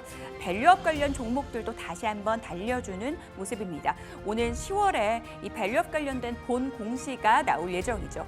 KB금융이 3.5%대 상승 흐름 이어갔고요. 신한지주 역시도 동반 강세 흐름 포착이 됐습니다. 신한지주 0.76% 강보합으로 마감된 가운데 삼성물산이 0.89% 오름세를 나타냈고요. 오늘 셀 3사 모두 상승합니다. 삼성 SDI가 4.7%대 상승률 기록했고요. LG화학은 6.2% 강세로 마감이 됐습니다. 코스닥 시가총액 상위 종목들 움직임 짚어보도록 하겠습니다. 코스닥 쪽에서는 2차 전지 쪽 굉장히 큰 반등이 나와줬습니다. 에코프로비엠이 9.7%대 상승하면서 18만 1,000원에서 종가를 형성했고요. 에코프로도 12% 넘는 급 반등이 나와줬습니다. 오늘 시장 안에서 바이오 종목들도 상당히 좋았죠. 그 안에서 비만주 일부 종목들이 시세를 분출했는데요. 관련된 모멘텀으로 엮여있는 삼천당제약은 4.39% 상승하면서 15만 9,300원을 기록했습니다. 오늘 리가캠바이오도 탄력적인 흐름이 이어졌습니다. 무려 13.62% 급등이 나와줬고요. 클래시스와 휴젤도 동반 7%대 상승으로 마감이 됐습니다. 화장품 쪽, K뷰티 쪽도 급 반등이 나와줬습니다. 오늘 시장 안에서 대부분의 종목이 상승을 했지만 더 상승 탄력이 눈에 띄었던 쪽이죠. 오늘 실리콘2가 무려 15%의 반등이 나와주면서 41,750원을 기록했고요. 소장단 안에서는 리노공업이 10% 넘는 상승, 그리고 HPSP는 10.4% 강세로 마감이 됐습니다. 이렇게 해서 시가총액 상위 종목들의 움직임까지 짚어봤습니다. 내일의 전략 세워봐야 될 텐데요. 자, 사실 시장이 반등이 나와주기는 하는데 우리 투자자분들 마음 한편에는 여전히 불안감이 산재한 것 같습니다. 사실 어제 하락에 대한 충격이 가시지 않았거든요. 우리가 내일 시장을 대응하기 위해서는 체크포인트 잘 잡아봐야 될 것 같은데 이정원 PB님 어떤 점에 우리가 주목을 해봐야 될까요? 저는 지금 시장의 가장 큰 변수는 역시나 일본이라고 생각을 하고요. 그중에서도 엔화라고 하는 한 가지 변수가 가장 중요한 것 같습니다. 사실상 지금 시점에 이러한 변동성을 키운 것은 단순하게 미국의 지표들이 좋지 않게 나왔다라고 하는 것보다 일본 정부 차원에서의 금리 인상이 이루어졌고 그것이 일본 엔화의 가치가 급격하게 올라가면서 자연스럽게 엔캐리 트레이드가 청산이 되고 있는 것이라고 보여지는데 그런 면에서 지금은 엔화의 가치를 계속해서 봐야 합니다. 만약 여기에서 엔달러 환율이 올라가는 모습을 보이면 시장은 조금 더 안정을 찾을 수 있을 것이고 만약에 엔화 강세가 조금 더 이어진다라고 하는 것은 결국에는 일본 정부가 계속해서 해외로부터의 자산을 회수하고 있는 과정이라고 봐야 됩니다. 그래서 엔화가 오늘 기존의 엔달러 환율 같은 경우 160엔에서 140엔 정도까지 떨어졌다가 다시 한번 반등이 나오고 있는 그런 모습인데요. 이러한 반등이 우선은 조금 더 이어나가는지를 당연히 지켜보면서 접근하실 것을 권해드리겠습니다. 마지막으로 옵션 시장에서의 움직임 자체가 변동성이 지금 너무나 커지고 있습니다. 그런데 개인적으로 지금 옵션 가격이 행사 가격 기준 너무나 지금 비정상적입니다. 변동성이 커졌기 때문이에요. 그러면 자연스럽게 옵션 만기가 이제 이틀밖에 안 남은 시점에서 내일과 목요일은 네. 시장의 변동성이 크진 않을 겁니다. 그걸 감안해서 여기에서 바로 시장이 V자 반등이 나온다. 그리 생각하지 마시고 지금 지수대 기준에서 움직임을 보이다가 시장의 방향이 결정될 것이다. 그리 생각하고 시장 접근할 것을 권해드리겠습니다. 비빈이 좀 그 매크로 관련해서 조금 거시경제 관련해서 하나 좀 여쭤보고 싶은 게 그 미국의 ISM 그 제조업 지수가 나쁘게 나온 이후에 경기 침체 우려가 커진 거 아니겠습니까? 근데 네. 이제 서비스업 지수는 또 나쁘지 않게 나왔단 말이죠. 네. 그렇다면 경기 침체 우려가 좀 과하다라는 식으로 네. 좀 희석이 될 가능성에 대해서는 어떻게 보십니까? 당연히 그렇게 봐도 괜찮을 것 같은데요. 저는 개인적으로 미국의 여러 가지 지표 중에 중요하게 생각하는 게 그 세 가지입니다. 예. 첫 번째로는 KSC로 주택가격지수이고요. 또 하나는 리테일세에서 마지막으로 GDP 성장률인데 GDP 같은 경우에는 여전히 올 연말까지 미국의 경우 2.5% 내외까지 성장을 할 것이다라고 하는 전망이 나오고 있습니다. 참고로 2012년부터 2019년까지 미국의 GDP는 단 한 번도 3%를 넘지 못했음에도 불구하고 나스닥은 저점 대비 무려 3.5배가 올라갑니다. 경제 규모 자체가 커졌기 때문에 GDP는 조금 떨어져도 됩니다. 기타 많은 지표들은 때에 따라서 변동 흐름을 보일 수 있다는 것을 감안하면은 지금의 미국 경제 지표가 보이는 여러 가지 지표들은 대단히 나쁜 게 결코 아니다라고 하는 점에서 우리가 너무 이른 시점에 경기 침체라고 하는 그런 표현은 가급적 자제하면 더 좋을 것 같습니다. 저는. 알겠습니다. 자, 그러면 최진욱 본부장님의 의견도 들어볼 텐데요. 일단 내일 전망 그 전략부터 한번 잡아주실까요? 네, 일단 저는 오늘의 시장을 딱 놓고 보니까 여전히 뭐 주도주에 대한 변함은 없다고 생각을 합니다. 그만큼 좀 과대납폭이 나왔던 주도주들, 특히 이제 메이저들의 수급이 좀 집중이 되어 있는 종목들 같은 경우가 조금 더 시장이 회복해지면서 탄력성 있게 좀 반등이 나와줄 가능성이 높다라는 관점이기 때문에 여전히 저는 이제 상반기에서 굉장히 좀 강했던 종목들, 특히 이제 그 안에서에 대한 부분들이 과대납폭이 나온 종목들 같은 경우는 여전히 저는 관심을 가질 필요가 있다고 봅니다. 예. 그러니까 결국엔 수급적인 면이 상반기 때 굉장히 그만큼 주도를 많이 했기 때문에 많은 시장 투자자들이 많은 관심을 받아왔다는 거거든요. 그럼 그만큼 가격적인 메리트가 좀 많이 떨어지게 되면은 또 그만큼의 시장 투자자들이 다시 관심을 가질 수밖에 없다라는 관점이기 때문에 저는 오히려 주도주들은 계속해서 면밀히 살펴볼 필요성이 있다고 보고 있는 상황이고 예. 뭐 이 고용 쇼크로 인해 가지고 일단은 뭐 증시가 급락을 했다, 뭐 지금 금융 위기다, 뭐 이런 이야기도 굉장히 많았잖아요.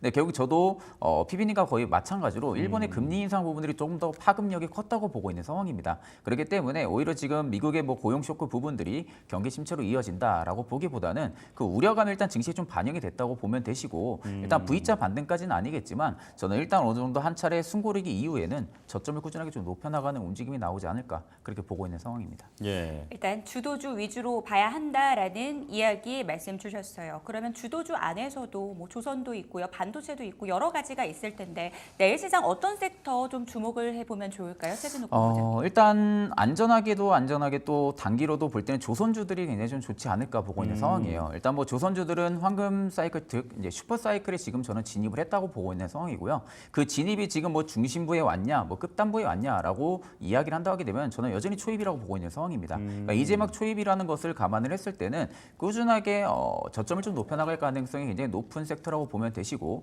이미 앞전에도 말씀드렸지만 2, 3년치에 대한 일감을 전부 다 확충을 해놓은 상황입니다.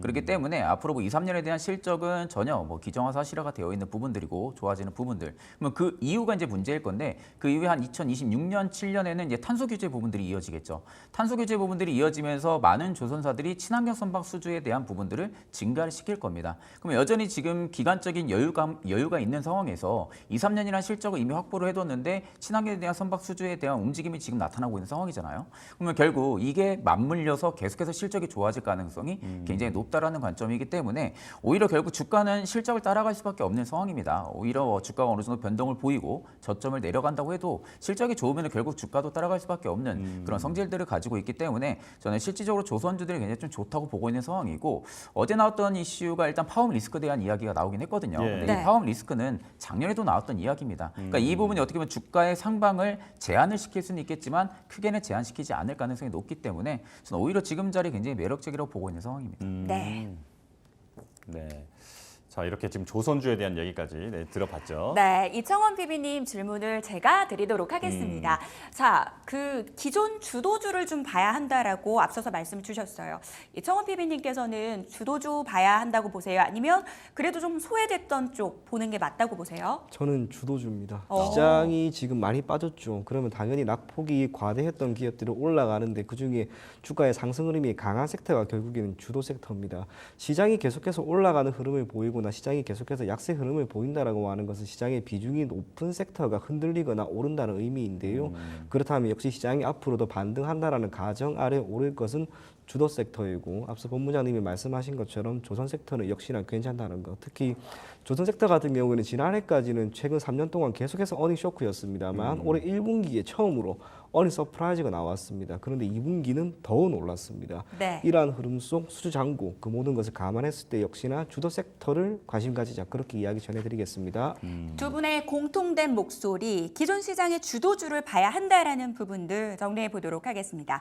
자, 딜사이트 마감 노트 오늘 저희가 준비한 내용은 여기까지입니다. 네, 저희는 내일 다시 돌아오겠습니다. 시청해주신 여러분 고맙습니다.